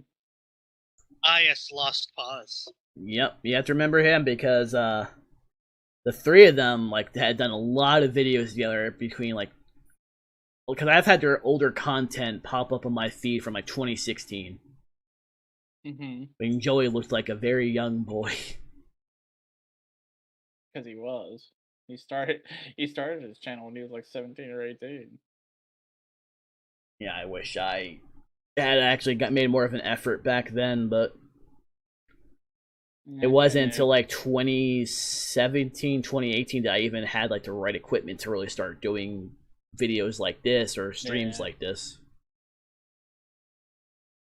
And that was just because of money-wise of being paid. Mm-hmm. Even before I left, I still wasn't being paid enough for the shit that I was being put through. No. And the same expectations of me compared to everyone else was extremely different. I just couldn't take it. I think it's funny how some are trying to come to me and say, "Oh, I'm so glad to see you." Yeah, I've been hearing that a lot lately for some reason. I don't know why. Those were my exact words. Yeah. Where a few of them have said, "I wish you'd come back," because of everything. Because one of the things I hear, and it pains me to still hear it, they can't figure out how to stop the fan from hitting the bottom piece of the plastic. That's probably going to shred very soon, or it's going to bust the fan. One of the two. Because I found a way to fix it. It's just no one liked that idea, so they removed every single thing I did to fix it that day with a coworker. So it's like, I can tell you and I can tell you no one's cleaning anything down there, because if you cleaned it, you could easily push something back to fix it. So I can only imagine how everything looks. I saw how a lot of that looked, especially the chicken. It's filthy. Miserable. It's the expectations were so severely lowered since I left because no one had the work ethic I did. And y'all still disappointed me. Well, it's just that you have the favorites card being played. Yeah, that one meme you see on Twitter. My expectations were already low, man, but holy shit. Yeah. And just that everyone's playing the favorites card. I didn't have favorites. In fact, if you were related to me and you worked in a similar area, I was hard on you. I was harder on you than the actual people who I worked with. Because you should know my expectations. You should know what I want done, and you should be getting it done exactly like that. I shouldn't even have to tell you. I mean, I shocked everyone one day when I had threatened to write up Sam for making an excuse for not doing something. They were like, They didn't know what to do. Like their eyes were wide. Like, yeah. Oh. So. Oh no. It's like, so who's gonna get this stuff done? Because I was already buried in work as it was, as well as trying to get their schedules fixed. Mm. And that was the day they realized, oh, he's not kidding. He's not kidding when he's not playing favorites. Yeah, I'm not. I don't care who you are, male or female. Get your shit done. I didn't care. I didn't want to hear anything about gender. It's like, I don't care. Unless you have a medical issue, you can lift this. Obviously, if I knew it was something that they couldn't handle that I can by myself or one of the other ones, I wouldn't do it to them. Mm-hmm. I set stuff to where I could take care of. If I knew that they couldn't, I made stuff easier. But when you say you don't want to do any of it, then I'm going to say you're going to do all of it. I made so many fucking enemies in that place. Literally, I had, like I said, I had a work ethic that was that could not be it couldn't be imitated, it couldn't be replicated. No one could go as fast as me. I'd be doing 10. Nobody wanted to try. Well, there's also that. Some were too busy taking their 40-minute breaks, and then once they got caught, started throwing a bitch fit and targeting you. Yeah. One of which I insulted on a daily basis. Who also kept demanding help. I'm like, well, if you quit talking so much on your phone, stop trying to video call your fucking husband, and actually stop taking 40-minute breaks to talk with your idiotic blondes, you can get your shit done. You ain't taking people for my help to get your stuff done. You have the easiest work out of anybody else in this fucking store. You have one department. I'm usually trying to take care of 5. And she ended up moving from Frozen to electronics, and most people have wanted to leave that area. I should know, because it's kind of sad when some are trying to vent to me instead of management.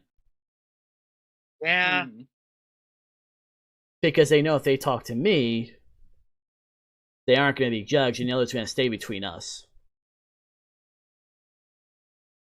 And that's the thing. I didn't just start talking like and just starting shit like because 2 managers are good for that.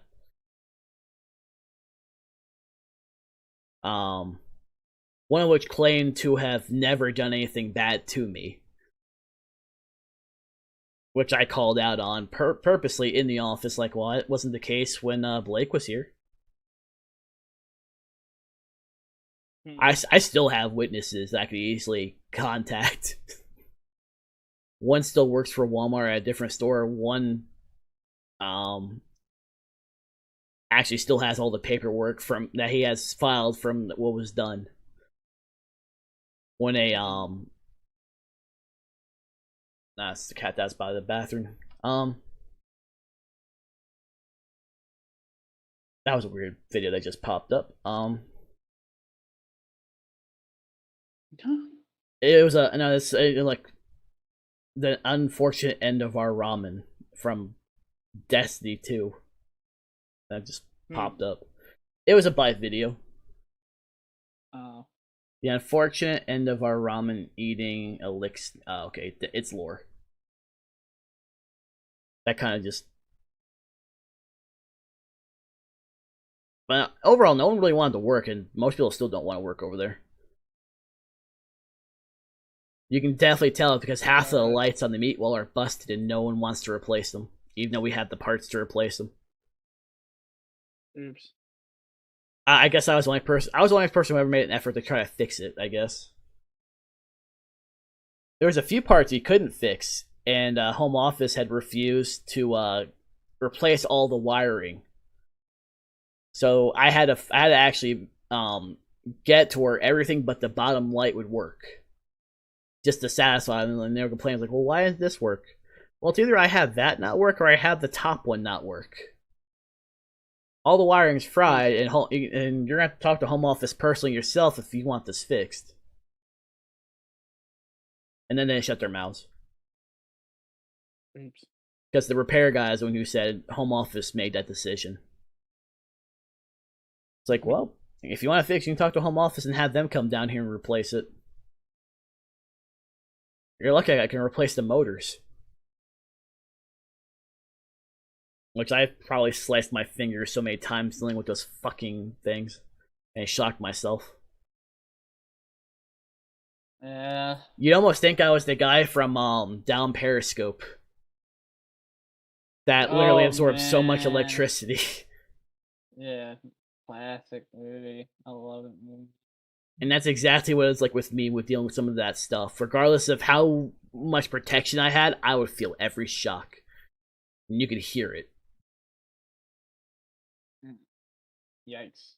And the one time I was trying to unplug something, the fan blade had jutted out and literally sliced off about my nail entirely off. And this was like right 2 weeks before the convention. Damn. Yeah, this was, and there was like a tradition. Like every time like a month before I would end up going on vacation, something would bust or break down, and I was the only person who knew how to fix it. And there were several cases in the past where I'd prove somebody wrong. Where like, oh, well, why is this flooding? It's coming from your area. You need to fix this. Like, it's not coming from my area, and I can prove it to you. You want to bet with me? And I would lift up everything in my area with. I would drag the store manager purposely with other witnesses to lift it up. Do you see how clean this is compared to the rest of the store? It ain't coming from my area. It came from the water here that your plumber's fucked up. It's just it's going to everywhere else, and I was the only person who actually cleaned up by my area. All your GM people and all the ones who were back in the back room didn't clean up anything by theirs. They just left it sitting to where it started pooling everywhere. Don't be blaming me for your issues. And this is before we transferred assistant managers, because the one who bitched about it, blaming me, was the one who ended up transferring over, who also had the whole crocodile tears after finding out that I had contemplated suicide again. Even though she's been part of the reason a few times. Yeah, playing the whole victim card of, oh, we care about you. We didn't do anything to you. We just want to help you. Now, when I mentioned ways of helping me, it's like, oh, we can't do that. So you realize if you can't help me physically, you're attributing to the mental issues on top of this, right? And they didn't know what to say. Which attribute to, oh, we don't care, we just don't want anything to happen because we'll lose our jobs. Because there's more than enough evidence to show what was going on.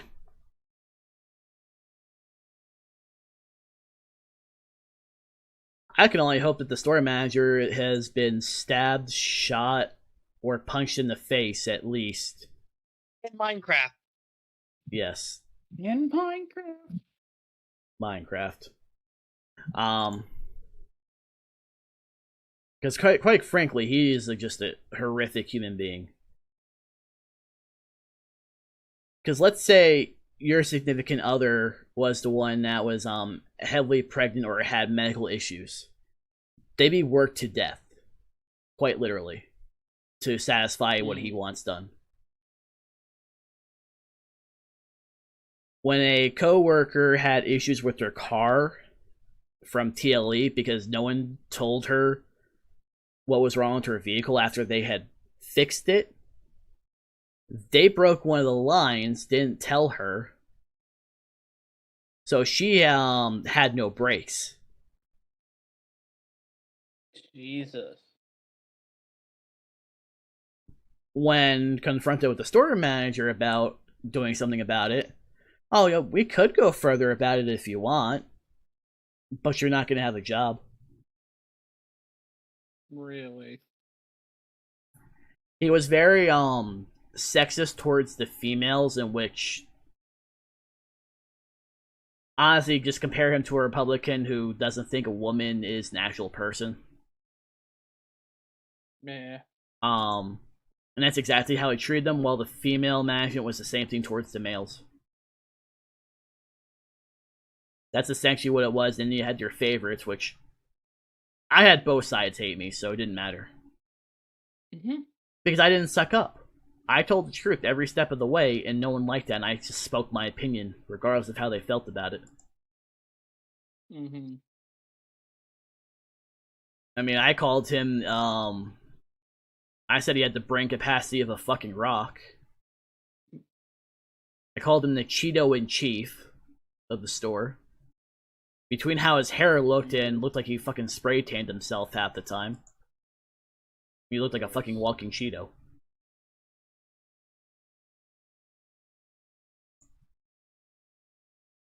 Again, not a good person. And he had just started during that time when Ray had visited. Ah, yes.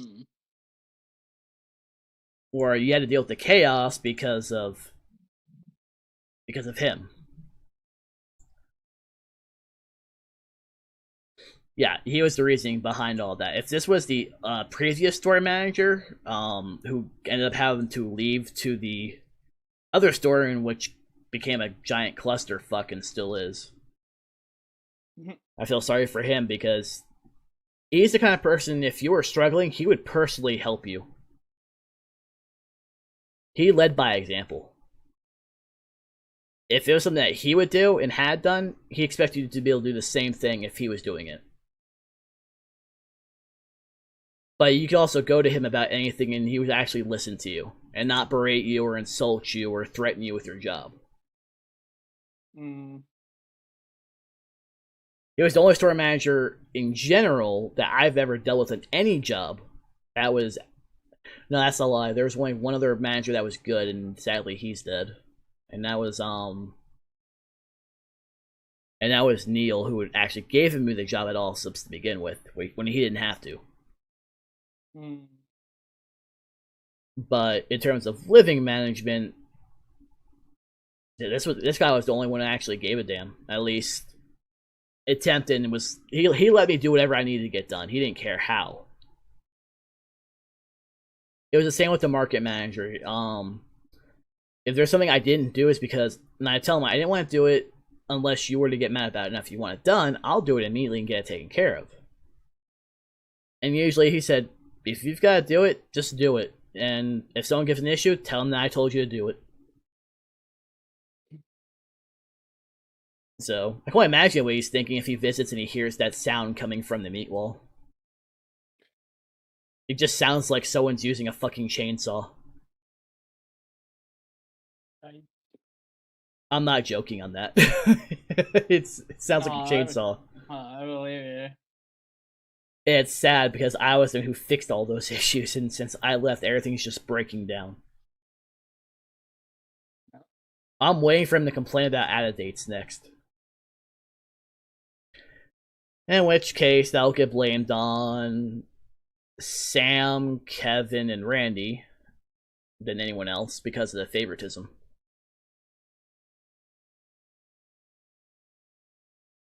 When, honestly, it should be on everyone's job to find this stuff and get it taken care of, as well as the team lead. You lead by example, you don't just do nothing.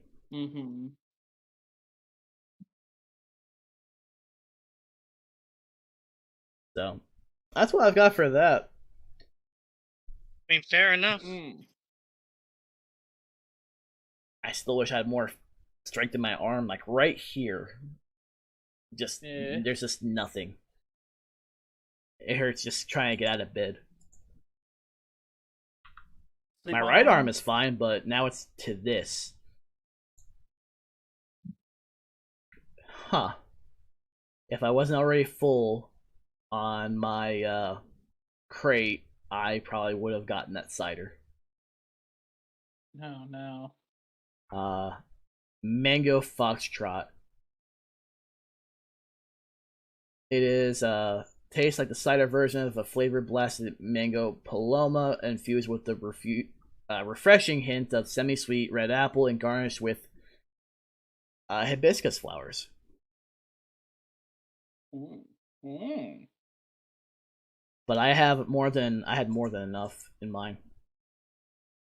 You have over 26, 27. Yeah, I do.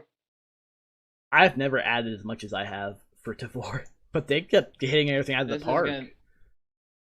This is gonna be one of the larger crates that I've ever ordered. Yeah, I know. I need to empty my fridge and use some of the stuff I've got in there. Yeah, I need to be making room in mine myself, which is why I have one. Which is why I have one here right now. Yeah, I probably will whenever I'm gaming. Or I might just start doing more beer reviews. But I feel like in the next couple of weeks, up until let's see, because I'm supposed to receive it by the 10th, supposedly. So we still have one. We still have one more before that. So there's 3 that I can do a review on. Because I know next Saturday I'm gonna be doing those New York IPAs that I have. Oh yeah. From Equilibrium. I know I really want to try some of those like that you had like during some of the other beer reviews. Oh, there's still one that I still haven't tried, and that's the pastry one I still have in the fridge. It's a cake one. Mm-hmm. It's like I really want ones that like involve blueberry and whatnot.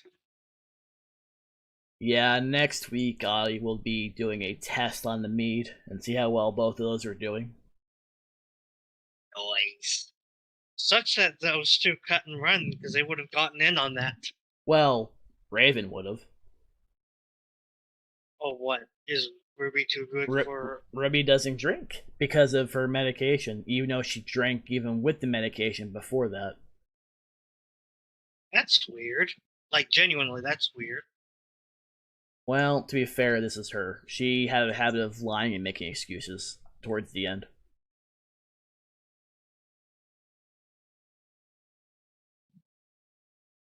Ruby always was just... Sorry, saw a video was not expecting to see.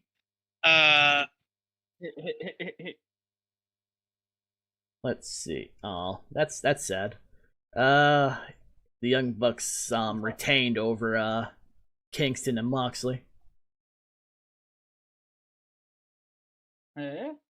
Double or nothing results right now.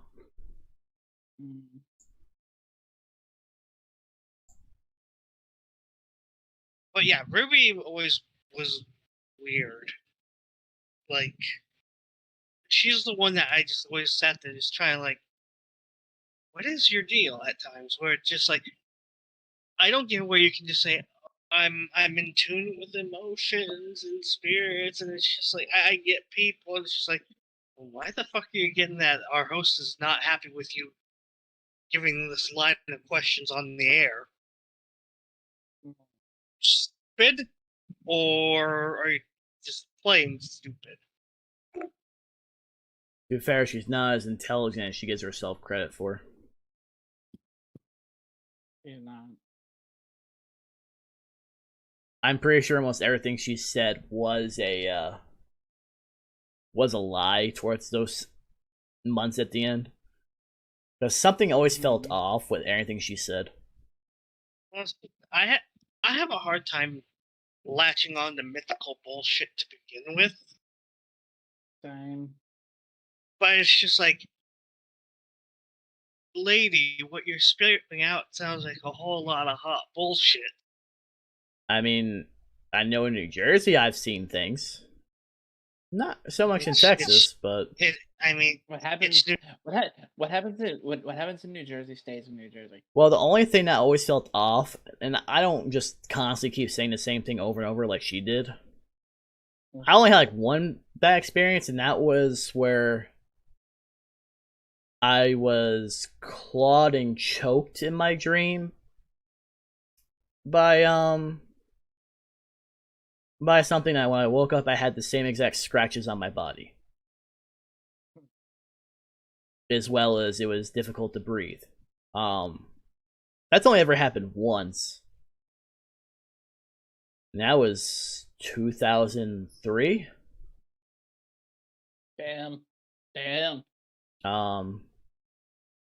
Obviously I still remember it, but it's not one of those where it's like, oh my god, this happened. It's like saying the same thing over and over and over and over. It's like, it happened, yes. I mean, I believed in that stuff regardless, but it's not something to constantly keep trying to brag about.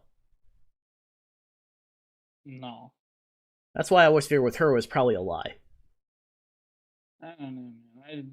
I hear that. I hear stuff like that. I'm just kind of like, cool story, bro. If it makes you feel better, sure, whatever. But I personally don't. Well, I mean, like I said, towards the end, she always tried to make everything about her. Mm-hmm. And if it wasn't, she would just leave midstream with an excuse. No. Well, she always had a habit of showing up late to begin with, so. Yeah, she claimed Like, to have like a family dinner. And like an hour or so after we would start, like after my lateness. Yeah. Well, I mean, it's always weird because it was like, okay, family dinner. Like, wait, I thought your family wasn't speaking to you due to the whole thing. As well as saying that they are gonna kick you out, to they're not gonna kick you out. Like, make up your mind. I know my feeling was very similar to that, but yeah, but I feel like with her, especially being as thing as before, was she was making an hour working 2 jobs. I guarantee you, she could have easily have had her own place. She just took advantage of her family and just not have to worry about paying much of anything. Mm-hmm. To keep supporting her hoarding and spending habits. I didn't know about that part. Considering she has a whole storage unit for cosplays alone. I mean, look, my friend Becca from college, she was an avid cosplayer, and she made everything that she had by hand. None of it was pre-made. Like, she had the old-timey sewing machines as well, if you want to know how detailed. Like, we're not just, like, talking, like, an old motorized singer from, like, the 70s. We're talking, like, ye old fucking spinning wheel. Yeah, the ones you had to pedal yourselves. Mm-hmm. And I know, because my uncle has one that we have in this house, that we inherited from him. And, so she is a woman of her craft, to say the least.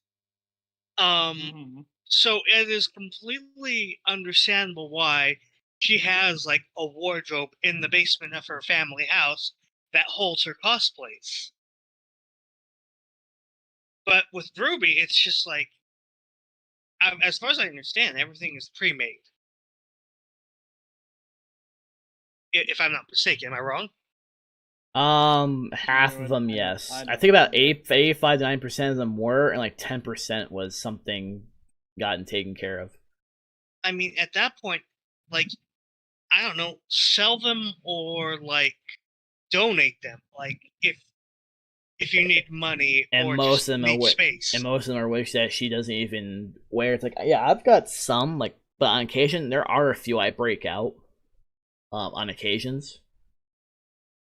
Mm-hmm. And there's still one I haven't debuted. I'm tempted to during Frontier. It's not an anime. It's still a popular series regardless. Which was from Rick and Morty. Because I have a Rick cosplay, I actually did the wig and stuff for Oh. myself. Just, I did the wig myself on that. I just gotta fix it up a little bit.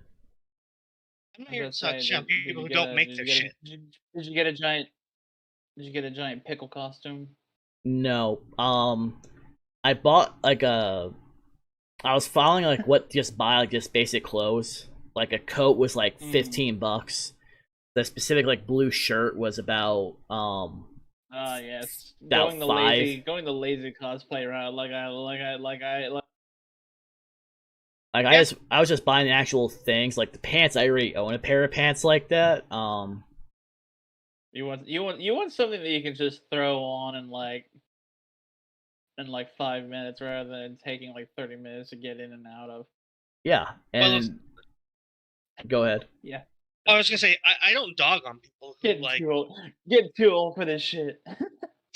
I don't dog I don't dog on people who like don't 100% make their shit, but I think with somebody like Ruby who has like, you know, enough to form an entire cast for a movie in terms of cosplay, like I don't know, sell your shit, donate your shit, just like if you're that hard up, do something. Well, I mean, honestly, for the Rick cosplay, it's literally just a basic get up anyway. Mhm. You don't really need to make anything. You can just buy the shirt, buy the coat.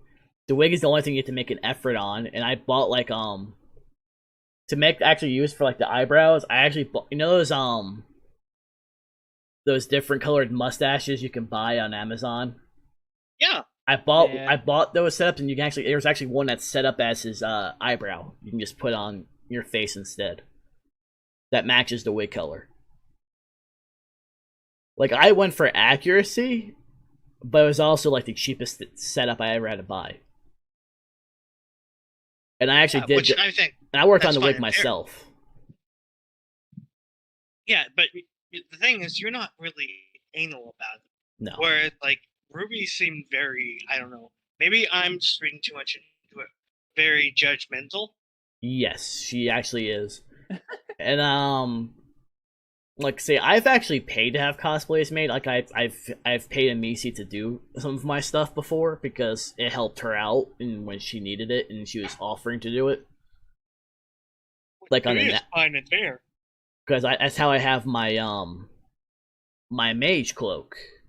And that's also how I have, which I think when I'm playing the Reaper, I might actually wear that during the streams. With actually, do what you wanna. Actually, you haven't seen these. I thought cause I'm probably, when I stream, I'm probably gonna have these because of the long hours. Mm-hmm. Where I have these because it cuts off all the brightness. Gets that blue light out. Yeah, it actually does really help, especially because I haven't had a headache in the last couple of days. Good. Yeah, good. it. Like, hold on, let me see if I can find them. These were actually $30 after tax. While like most companies are charging $160 after a discount. I'm sorry, but brand isn't everything when you're using the same exact shit. Oh shit! I may have to send you money for that then. Because I was looking at some glasses that do something similar. Which I will show you. Should I throw that in the group chat or just DMs? It doesn't matter. Yeah, fuck it. It's just us three. I mean, we don't judge each other anyway, so we never have. I judge you two secretly. Because they're anti-blue light, and not to mention. Yeah. And these are also meant for gaming at the same time. The ones I bought. Yeah, not to mention the ones I just linked you are anti-blue, but also there's something I have a hard time finding with actual glasses, and it's fucking circular lenses, which widens my field of vision. Now, for other blue light, if I wanted like specifically like for fancy, I would have gotten like one of the pairs from Otaku Mode that have like the pair that I gotten for Amisi that she was able to change her lenses out for her glasses. What do you think of the Roboco ones I sent? Let me exit full screen and click on them real quick. No worries. By the way, I like the glasses. They look good on you. Yeah, it definitely helps with the brightness overall, even during the daytime, because I can't really deal with sunlight that much. Fair. So these actually help me out for a lot of the issues I have. Mm-hmm. I mean, it's not bad pricing. I know for a fact the shipping is going to cost almost as much as the glasses. We figured that out with the poster. True. But at least we know a date on this one. Yeah, but what do you think? And it's not bad. It's just transferring over to US. You know, I know that the conversion rate, but because on my end it shows $36. Yeah, it is. It's just mine always keeps that immediately at the end. Yeah. But overall, it's more of I chose these just because it was possible at the time. I'm like, well, I'll do this. I'll buy this. Yeah. Because honestly, our food shopping, because we didn't really have to worry about cat food very much this time compared to last time. Because I think all the cat food, between the dry food and cat litter and wet food, pretty much was like almost $100 at the end. Fair. Everything that she had to grab for that. I mean, the cat litter will last like 2 to 3 months before we have to buy it again, so that's not an issue. But yeah, because she feeds the outside cats, and because they also keep eating the food inside, it's become a bit of a habit with the food going missing very quickly. And Sam has a habit of using the wet food to feed them multiple times, which I'd rather she not do. Understandable. So, what did y'all think about like the DMCA stuff I put in Discord that one time? Oh yeah, I was actually waiting for something like this, for like a day like this to talk about that. It's bullshit. Because I'm gonna tell you an example of someone who got banned. Paige, who was from WWE, she got banned because of a movie watch along. Mm-hmm.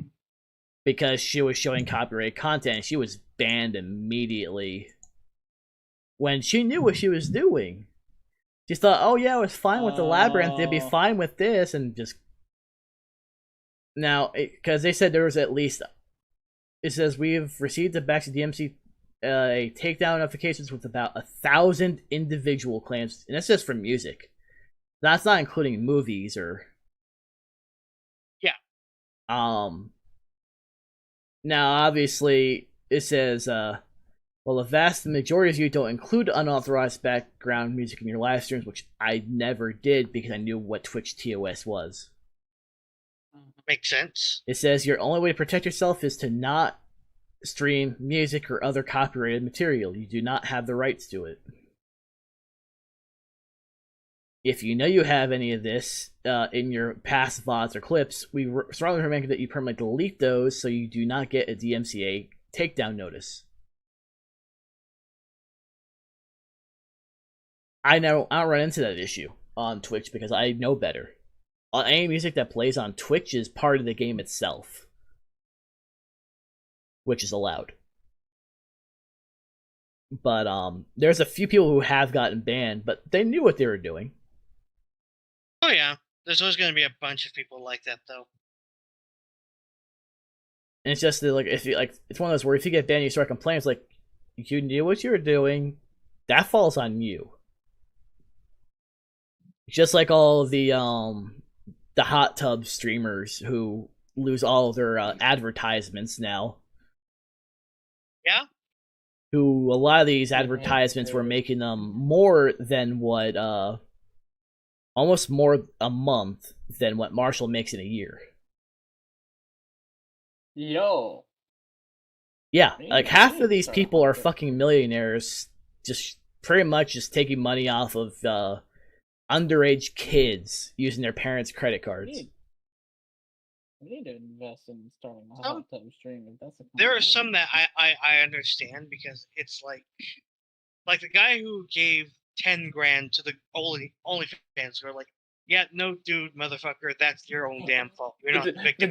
The dude that paid $10,000 just for like a hug and a photo with a girl from OnlyFans that she proceeded to use. She proceeded to use that $10,000 to pay for a fucking worldwide vacation with her actual like boyfriend. Yep.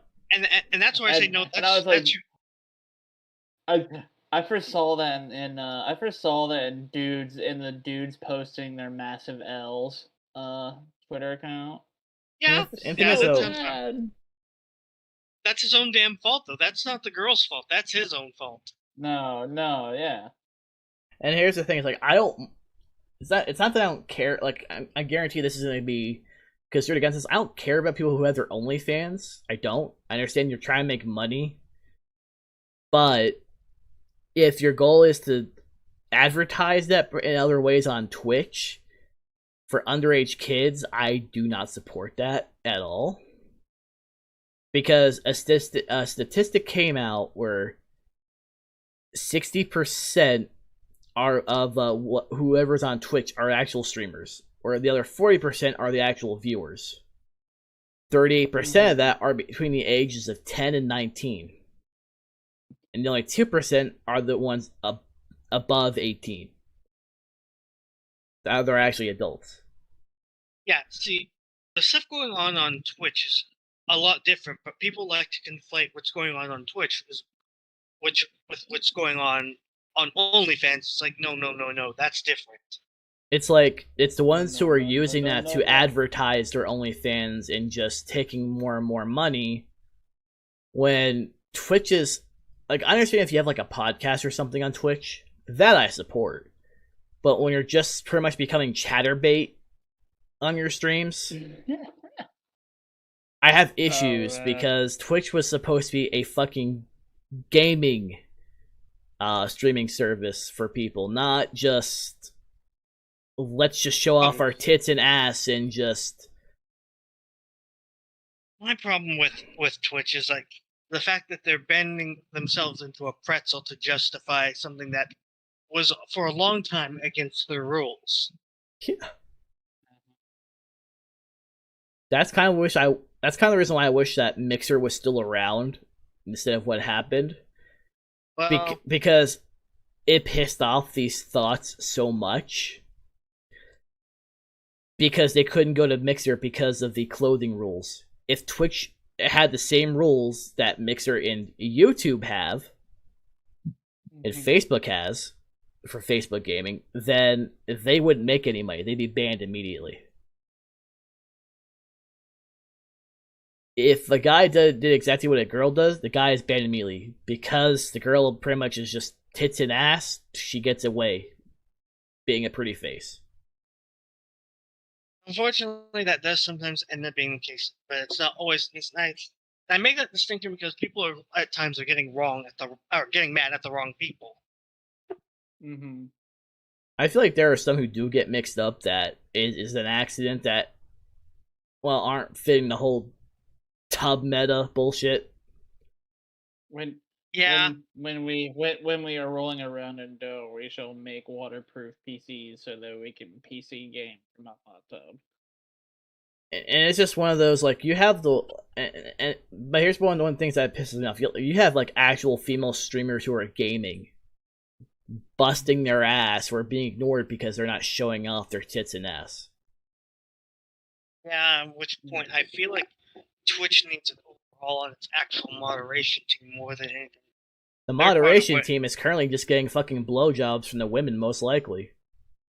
I just think it's too evident that the mods on that site lean too heavily on their biases, and just they need to be gotten away with because they're part of what is wrong with the current landscape on Twitch. Because, like, there's something wrong when somebody can show off their whole entire cooch and get banned for like a day. Yeah, a guy shows a nipple and he's banned indefinitely. Well, my Well, favorite story when it comes to guys. It's a little bit too female presenting. Well, the problem with that,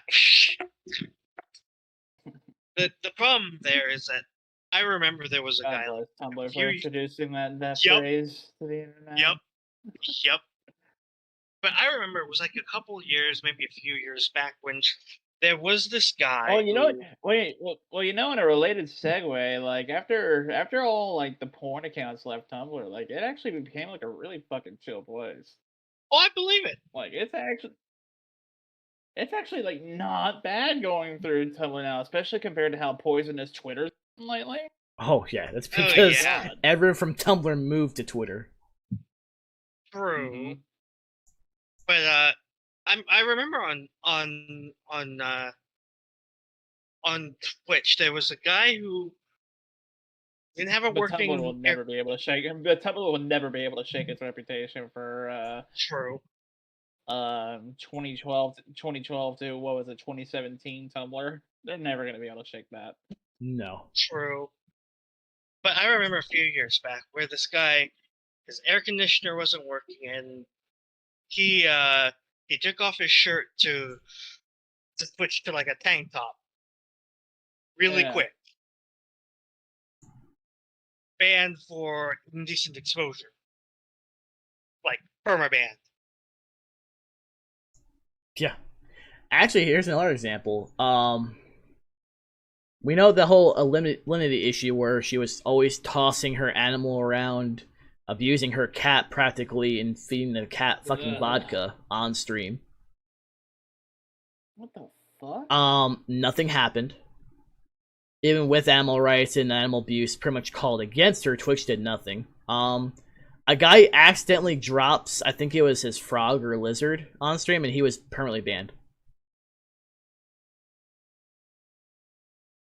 While scrambling and apologizing, even to both chat and and his own animal, because he was so worried. Yeah. Guy gets permanent banned. Again, double standards for a pretty face. I think the guy dropped it. He like took his fish out for a brief moment to pet it. Was it a fish? Was gonna send it back. Either way, it was still accidental. It was still accidental and still used against him. Like the guy, I think, was going on about how happy his pet makes him, and he just scooped him up for a moment just to show him off because it was not a very well lit setup. You know what I mean? Yeah. I know what you're talking about.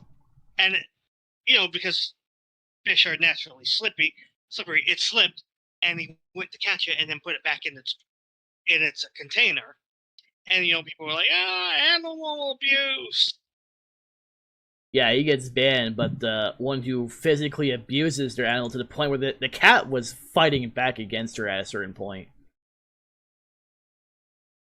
And it's like, nothing happens. Again, same issues, like the pretty face, tits, ass, gets away with everything in that regard that are just a waste of time on Twitch.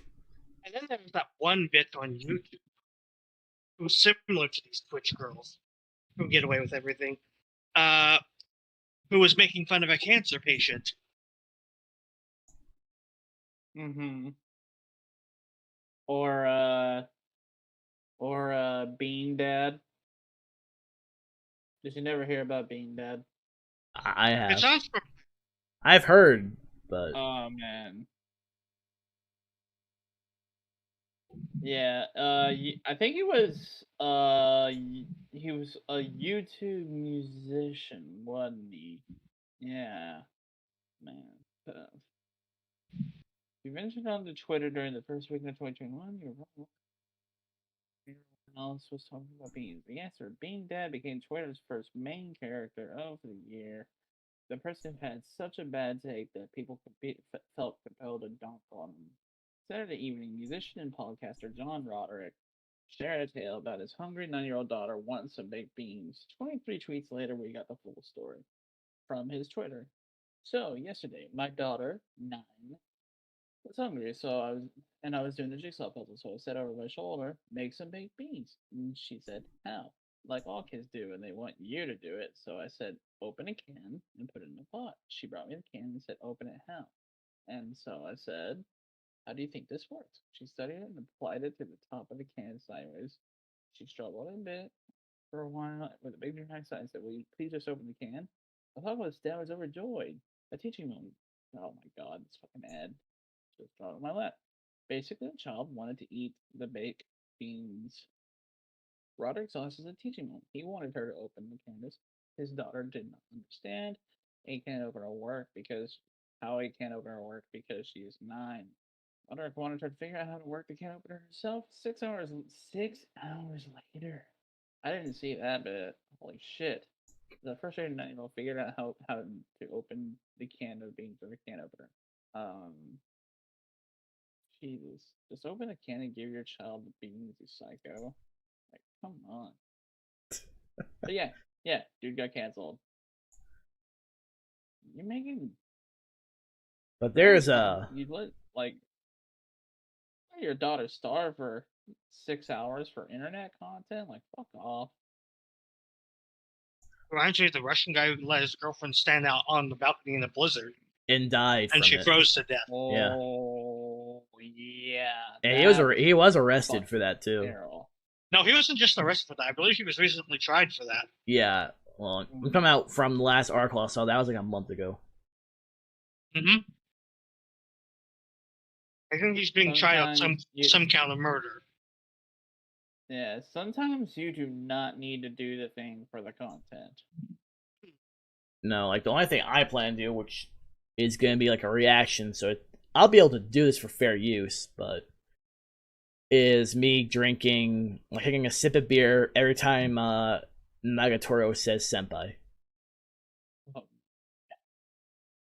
Oh, dude. Oh, God. You're going to fucking die. We can only hope. Jesus. Obviously, if the video gets put out, I lived, but... Yeah, watch a men try to alcohol poison themselves for the content. Look, we survived that one series. For failure, speed run. Yeah, never failure speed run. I think I'll be fine. Any difficulty? 8%. I mean, I did it with mead. I think that one time. Oh my god. Oh my god. Yeah, I had Grunfeld the time we did it. 3 years? Yeah. I have ways. I'll be fine. I just gotta make sure I'm just prepared whenever I do it. Yeah. Senpai. I mean, it's where you don't want to do it. Yeah. Well, it's just doing the Assault Lily challenge is so bad, dude. Yeah, I kept track of everything as we were doing it. 50, or was it 54 something odds? It was 58. It's fucking terrible. Because you had told Yada afterwards. Yeah, and he was like, holy shit, I didn't mean to actually do it. You fucking madman. Well, we did it. Yeah. Wasn't exactly a wise idea. Yeah, but it was a fun idea. Was it? Yes. Because you weren't alone doing it, so you at least had fun. I guess. You had someone to talk to as it was happening. To That's the reason why I said it was tolerable for you, because to make the suffering go by a little easier. I mean, for me, it was just that was fine. It's just I had to keep track of it as I was taking sips and then letting you know. So I had a notepad file just keeping a track of everything. Just scratching it down every fucking time. Yep.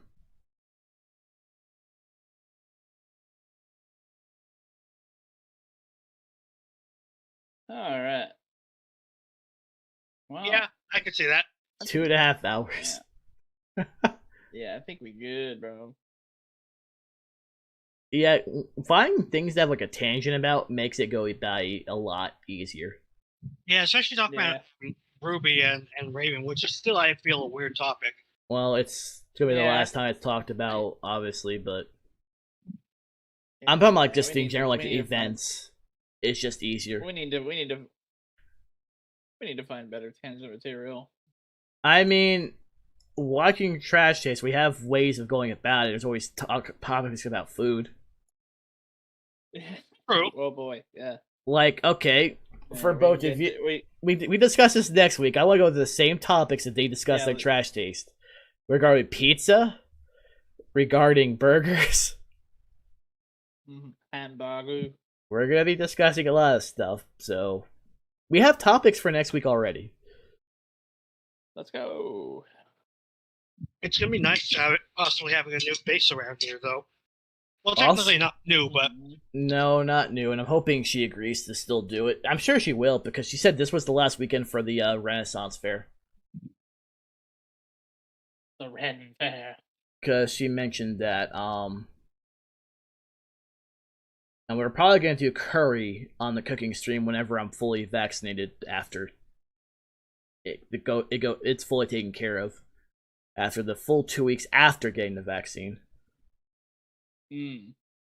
But most likely, I feel like when I get it, it's gonna be during at least for those few days of, depending on how bad it affects me, of probably not doing anything.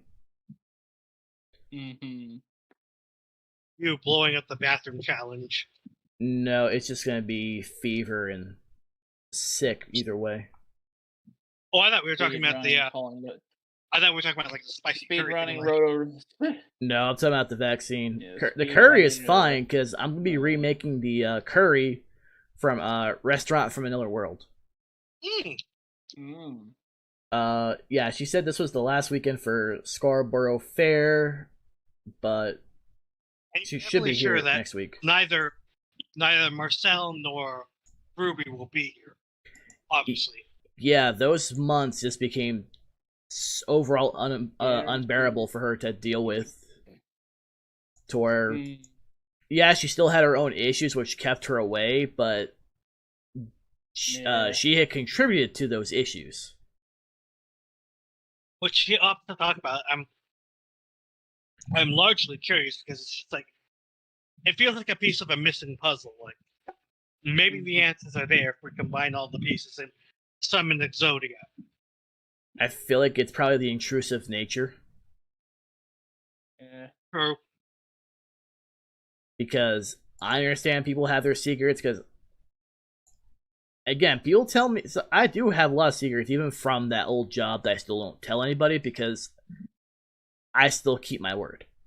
Yeah, and I totally get that, and I totally respect that.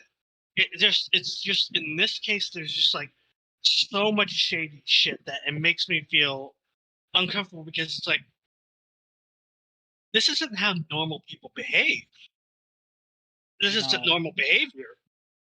No, but I've seen this behavior of other people. I mean, so have I, but I guess it's just more, it takes me back because it's just like, I cannot figure out the logic behind it. Same. Like, I was hoping at the very least Ruby would have some big villain speech that would explain her motives. No, she chose to become a coward and run off, and because instead of just explaining herself, embrace the noblest of French traditions. Pretty much. And it's like, instead of just choosing to admit and coming clean for everything, just chose to just go with the whole lie and block. That's the part that gets me. Is like, you think that she would wholesale block all of us, me, Marshall, Sam, the works, but no, it's just you.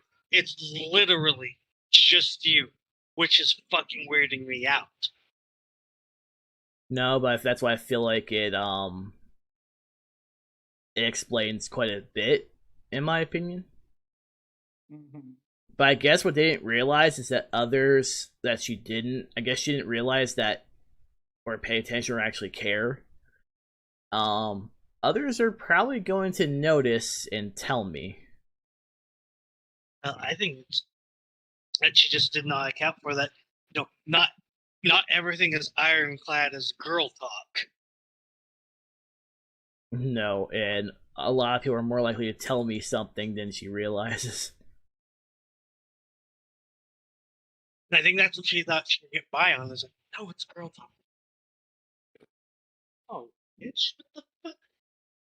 You doing some backwards shady shit? You don't think people are gonna talk? It's like there could be loyal. Like I don't think you realize that everyone else is going to be loyal, because she's the only person who's chosen to do this to me. Well, yeah, it's like I'm gonna have to press X to doubt on your loyalty and everything else. Yeah, that's why I even removed the nickname from my name on Facebook. I want nothing to do with. That's why even the nickname I just put it as a cursed bird. It's more accurate.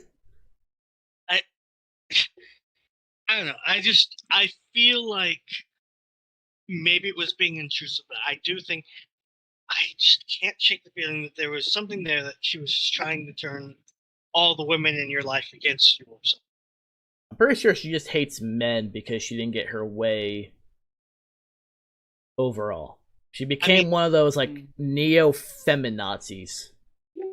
Now, I don't have enough proof to agree with that, but I do feel like there was at the very least some sort of lingering resentment toward males, at the very least, considering how antagonistic she was toward every male in this group.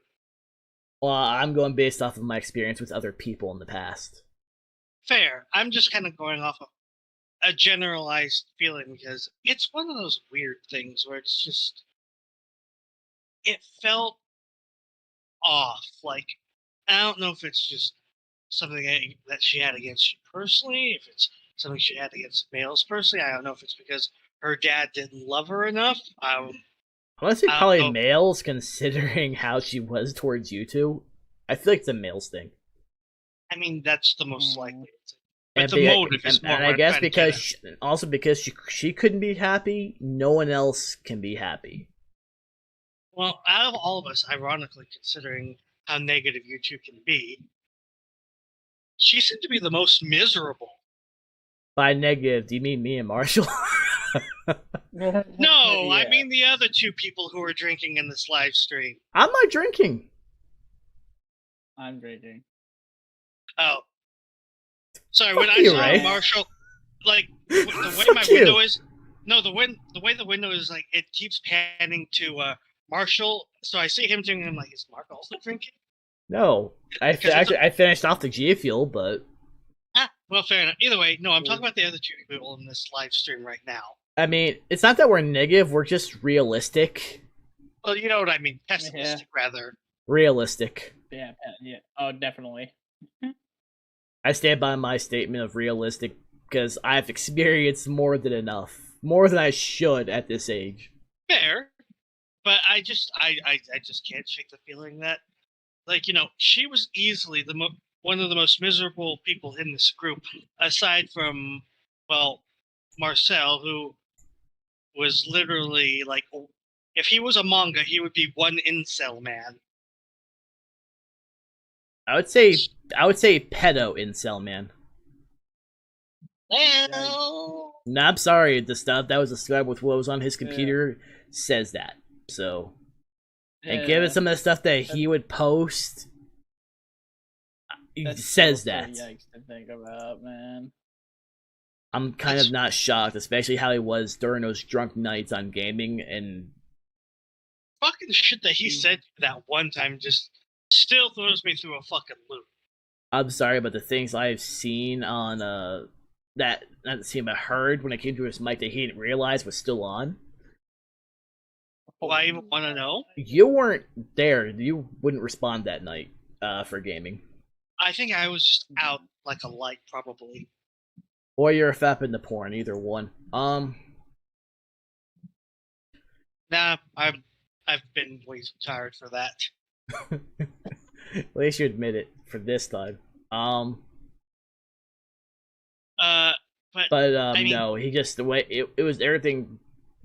And the thing is, like, the way he was drinking is how I used to drink. Yeah, like he would drink to get like blackout drunk. Yeah, I used to drink to the point where I wanted to drink like that, but I never got a hangover. Offense, this isn't anything against you, but like I can't think of a motherfucker who is pleasant to be around that is a blackout drunk kind of drinker. Yeah, and some of the ones that he kept with are very questionable, which he chose to ignore me on. So the thing is, most people tend to just not pay attention to things I say, and then something happens, and they get pissed off, and I always have to go with the whole "I told you so" song every single time. Like, do I have to come up like a whole fucking dance just to literally just in public to just prove the point and get you to fucking open up your eyes and listen to me? Like, I feel like if I could read in text form the stuff that he said in some of those live streams, this would probably be my reaction. I'm just gonna look at my phone so I don't feel like constantly exiting full screen. Oh, man. Waiting for it to load. Because I get a notification, there it goes.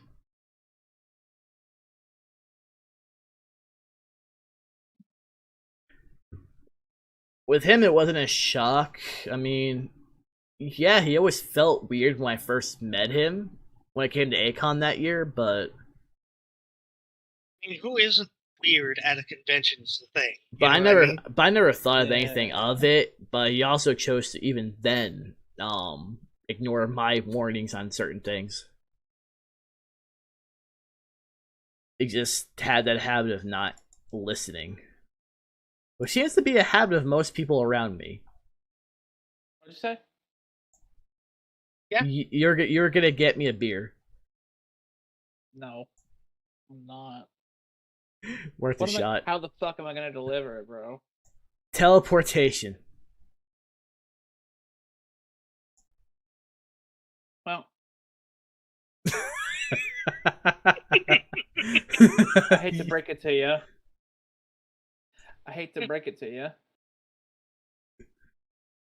Before you try to break the bad news, try to actually improve your mind powers to create teleportation.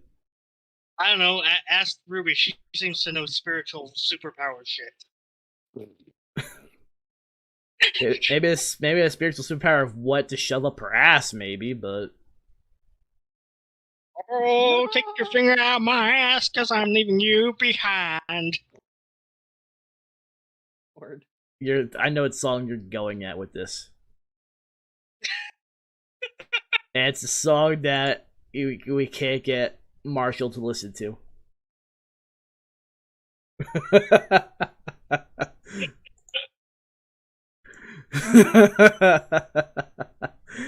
Where an effort was made at one point, but I don't have the I'm not gonna lie, I don't have the patience to do it. But overall, I'm looking forward to conventions again. It'd be nice. I'd say same, but anime is over this weekend. Well, I mean, digital anime. If it wasn't for even just Onicon, at least, which I know is a guarantee, and with the digital fourth person for Frontier, the release the room is easily for me and Sam. Yeah. Also, I don't we're paying for the parking. I just have to navigate. And while he was looking at other rooms that might have been cheaper, I was like, even just overall per night, like he found one. It's like, oh, this is cheaper. And then he saw what that's prepay only. It's like, oh, never mind. Stick with what you got. Oops. I told him, I don't Oops, care how yeah. cheaper it is, but if the room does not have a mini fridge, it's a no-go because I want that mini fridge for water and beer and leftovers. That is a given. Well, the thing about those hotel mini fridges as well is they get shit cold as fuck. Yeah, there was one year we had to get a replacement because the entire freezer was just iced over. You're like, I don't trust that with my sushi. And this was actually at Anime Fest. We had to get a new fridge immediately because whoever was in there last changed the settings to where everything just iced over, and you could not put anything in it. So I'm hoping they kept track of whoever was in that room before us and charged them for that shit. Or, at the very least, opted to be a lot more attentive with their equipment. But yeah, we had gotten a new fridge immediately. Yeah, it was Anime Fest because I think it was Jen and David that took care of it that time they called about it. Which David, I wasn't expecting him to just. You were at the bathroom, I think, that time, and getting a new beer yesterday. Then just all of a sudden, like a surprise call came up. Like he knows I'm in a call, so I had to hit deny because it was just loud as fuck, and then just add him to the chat. Which I never did ask if he just lost connection or something. I never had a chance to ask him that. I mean, he was starting to drink, so it definitely wasn't work. Definitely wasn't going to work. He probably just lost connection, or his computer decided to do an update and it just shut down.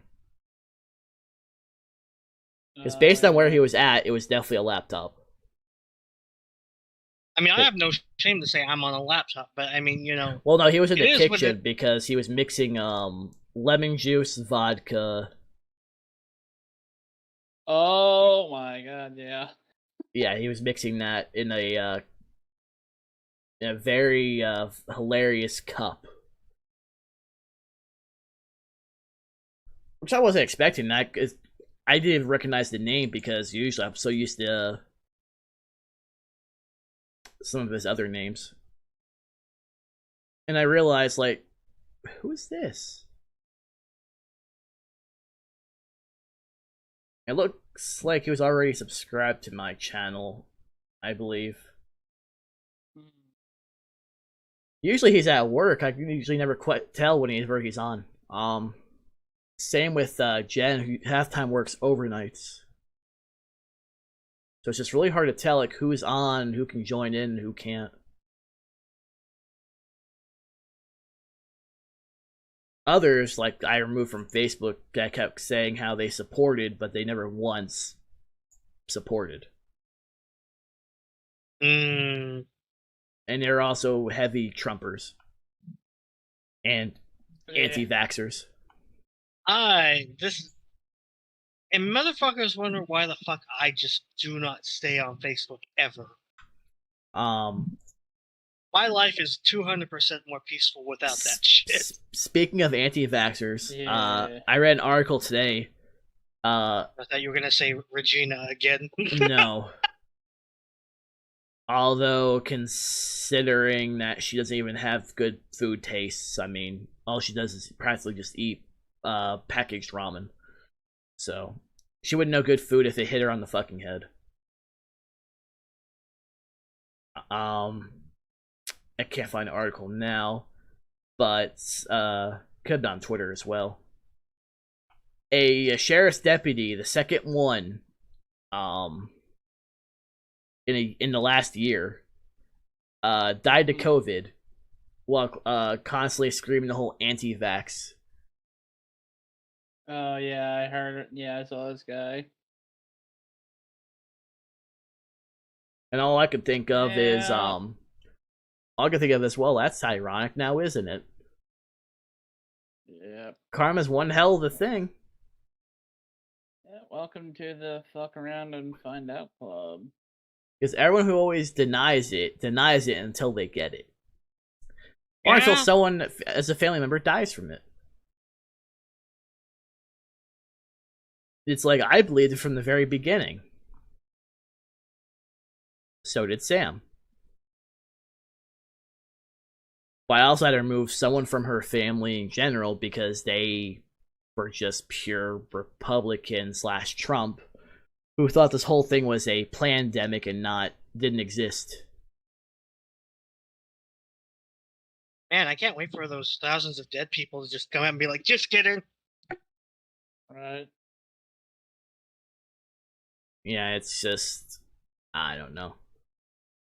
These people is just, the more you deny it, the more likely it's gonna come back to bite you.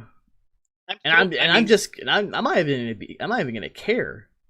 This is a hoax. That's hoax. You know what? I can't wait for those people, from those thousands of people on 9/11 who died to just be like, just kidding. And I think the funny thing is, like, it was all for TV. And all the ones who aren't vaccinated right now are all Republican. That's I wouldn't say all of them. I would say statistically proven. There's a lot of people who are like religious who are just like my religion does not allow for this. Because that is a legitimate thing for some.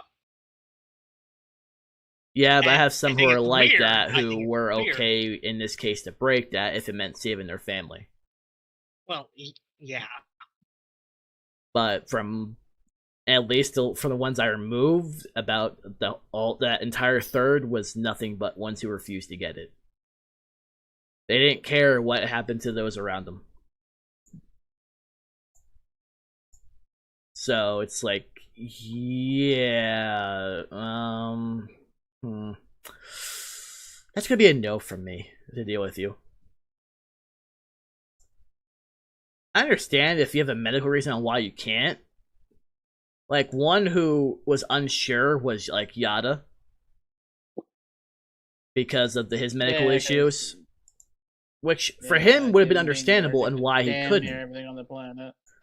Like, for him was understandable. Like, he's one of the ones like I can understand not being able to. And it's where he actually couldn't unless he wanted to die, kind of thing.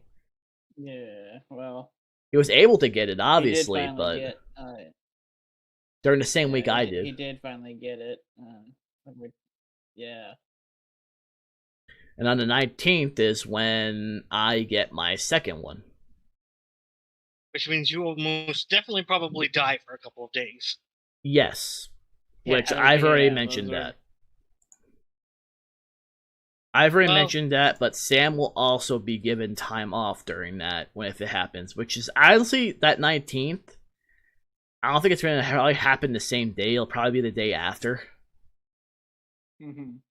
So the beer stream should probably still go on just fine, but the podcast, depending on how I feel the next day, may not. Which would be the 20th, because the 19th is on a Saturday. So getting it the same day as that, I should be fine that same day. It's going to be the next day where... Fair enough. I mean, this will at least be taken care of before we head off that July weekend, at least. True. And also, because I'll be at least vaccinated before a convention, I'll at least be safe from that. Well, I'll at least be in better... I'll at least be safer. But I'll probably still keep sanitizer with me. I still have 2 bottles of hand sanitizer from Walmart that are in my room.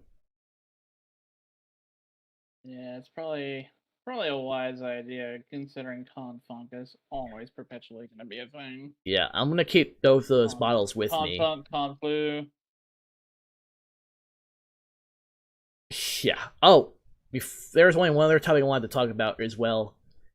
Ray, you probably heard about... actually, both of you probably heard about this. Where the backlash that John Cena is getting after bowing to China and apologizing for saying Taiwan was a country. Yeah. Shame on them. It's like, yeah, you just earned the backlash out of everybody. Actually, and he was trying to return for, I'm guessing for a match or two in WWE. Even the executives are pissed. Like, the locker room is pissed, and a lot of other people are. mean, So that's not a good look for the brand, man. it's like you just, in terms of trying to just make more money that you honestly don't need. Yeah, like he was. Yeah, like dude's set. Like, I'm sorry, but because someone had done the math on this with how much might earn to just being spent. Like, if you have a certain period of money, you don't need more than that to survive. You're just hoarding money at that point. Yeah, you're just running up the score.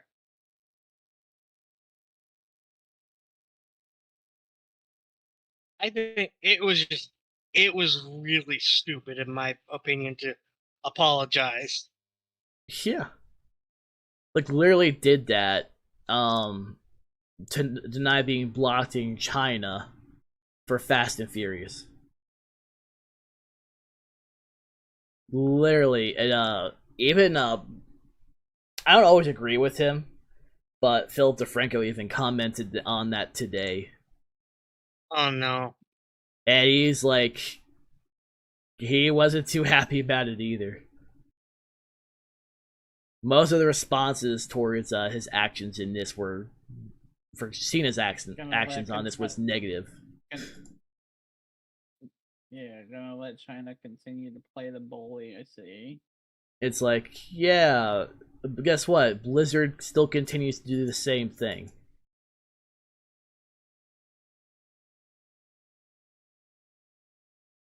That's actually why I linked that, like Final Fantasy versus Blizzard.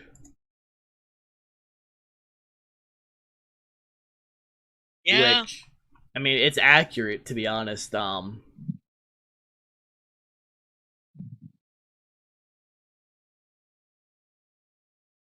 don't know. It's just, I don't know. This guy, John, seemed like he was a good guy for a long time. I think he still is a good guy, but my God, you've picked the dumbest thing to stand up for. To shout loud on, yeah.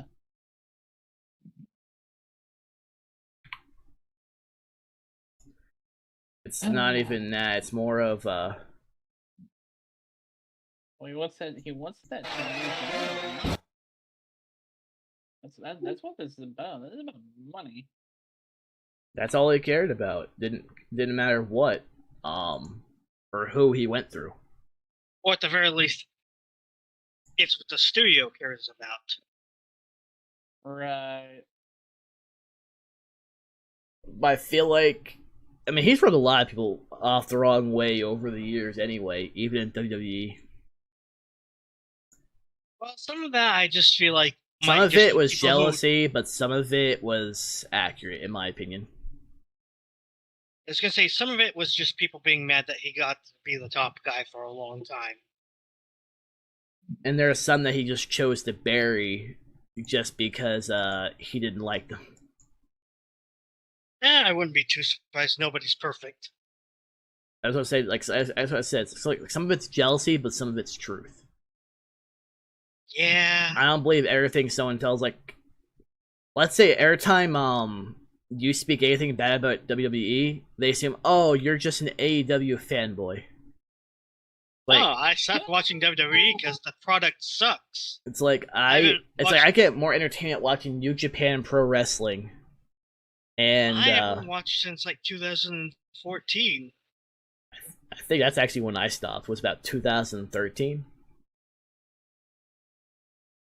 Like, no, I'm not talking shit because I'm an AEW fan. I'm talking shit because it sucks. I mean, the most that WWE has going for it is NXT, and that's it. That's the only entertainment that WWE has is NXT. Because Vince doesn't have his grubby hands over every aspect of it. Yeah. Otherwise, and I said this, like, it's not even just AEW, it's like, the ones that are in charge of AEW, I'm not including Tony Khan, are people that came from New Japan. They know what people want, plus they have these working relationships with New Japan, with Ring of Honor, with NWA, with Impact. It's like they have these working relationships for all these matches that people want to see. And you have people trying to start rumors like, oh, the EVPs in AEW aren't talking to each other. And I'm just going, quite literally, they're all best friends. It's like, I get you want to hate the competition, but it's like, this isn't quite like how it used to be during the 90s, where you could pick a product and just be like, yeah, these are the bad guys. Like, no, this is just a matter of WWE has sucked for a fucking long time. And now that there's something that can actually entertain people the way that it used to, a lot of the diehards aren't very big on it. Or Vince, for that matter, because he doesn't like any competition. Because that means that hurts its profit margins. And that's why even like the Young Bucks, every time someone says something, they just troll them and just change their bio or profile picture on Twitter just to troll people. Yeah. Even Kenny Omega, I gotta find what he had. There was an article about it. I gotta find it. There it is. Because they mentioned, because people threw a fit when Chris Jericho said that Kenny Omega was the best, is the best in terms of being a pro wrestler currently.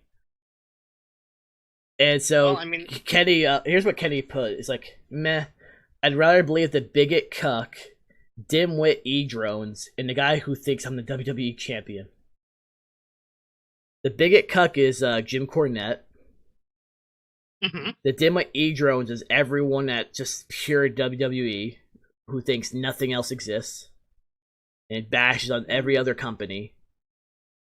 And the third one was just a shot on Jim Ross, who fucked up on television and called him the WWE champion.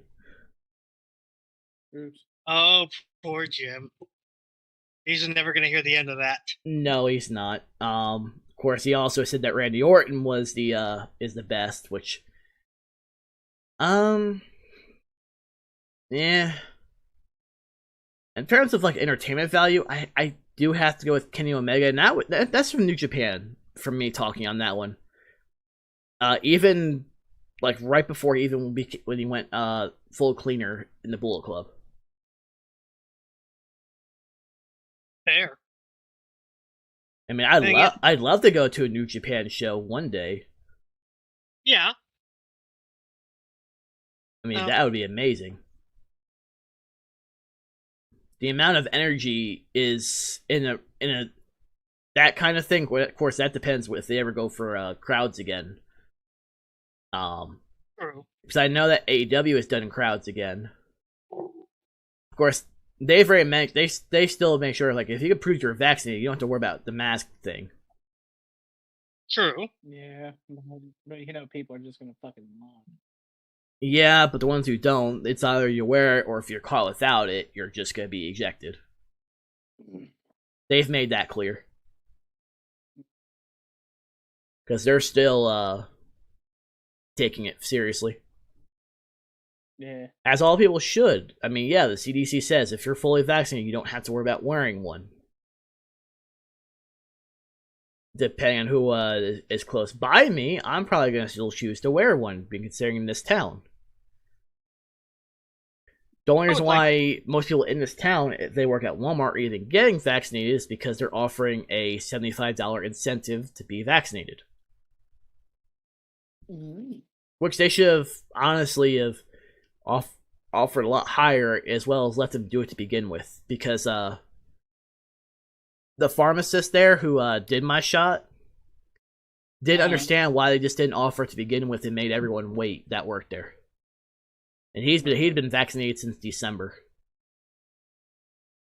He didn't understand why they made everyone wait until they allowed everyone at the end of March. He said they should just let people get it taken care of and done and out of the way. Right. Of course, this was somebody who didn't like wearing masks anyway, but for him it was making his nose run constantly. Yeah. So that's why he didn't like it. Personally, I didn't like wearing them. I didn't care about wearing masks. Like, I I says like I enjoy wearing it because no one could hear me talking about them under my breath, or that my smile on my face whenever they got pissed off at something. Their suffering caused me great joy. Like for me, I would love to get a mask that just matches one of my shirts. I mean, for me, it was just I enjoyed it. I didn't care about the whole mask thing. I really didn't. I had gotten my own to begin with because everything that they offered was just shit quality. True. Now I was able to support Amacy at the same time, so that was worth it. Also fair.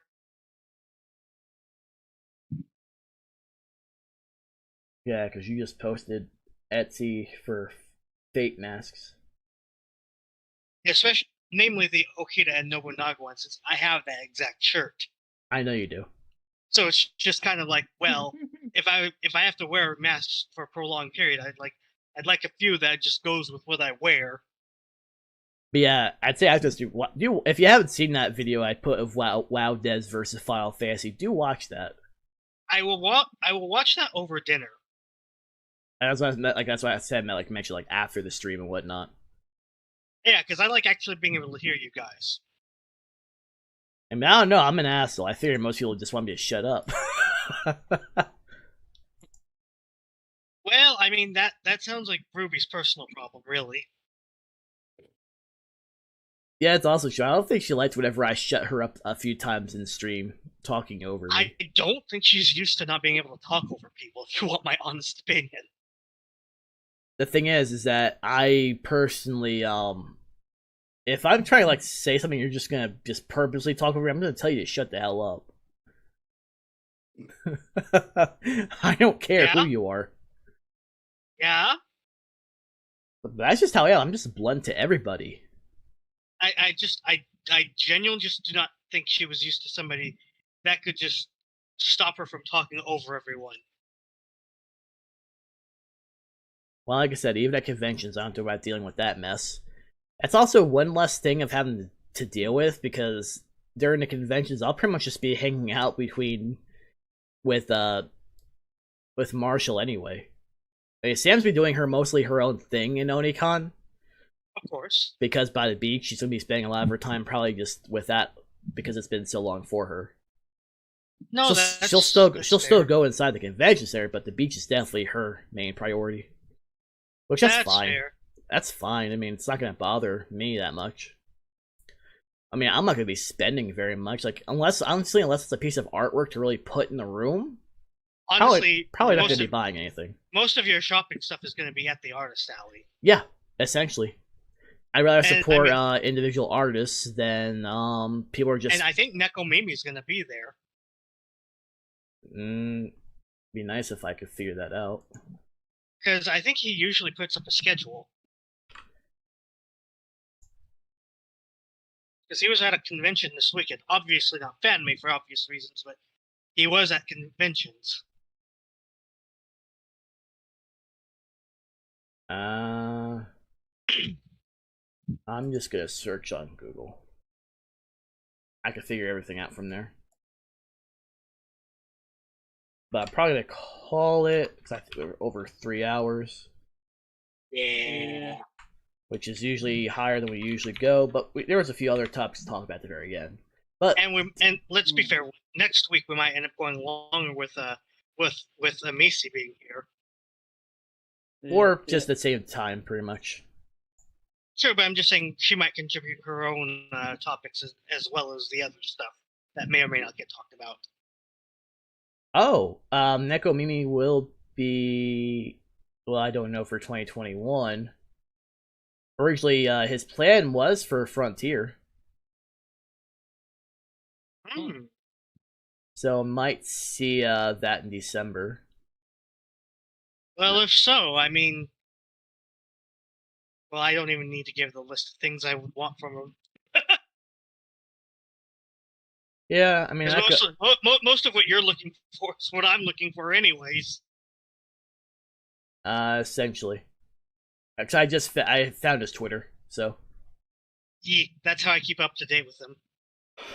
probably follow this way. It's easier. Either way, I hope those who see the VOD will enjoy some tangents, some they're probably asking for context. Well, that's already been discussed as well. And I mean, we may or may not have a new perspective next week, but if not, that's also fine. I'm not gonna make her say anything she doesn't want to anyway. Oh no, but... no! I'm just saying if she decides she wants to contribute on the matter. Yeah, I'll leave that up to her. But either way, yeah. I've been Zara. That has been the faceless ghost. Hi. And then you have the beer drinking Haru, who lost another bet. Oh no! You can't spell life without an L. Yeah, I saw that. Oh, rip.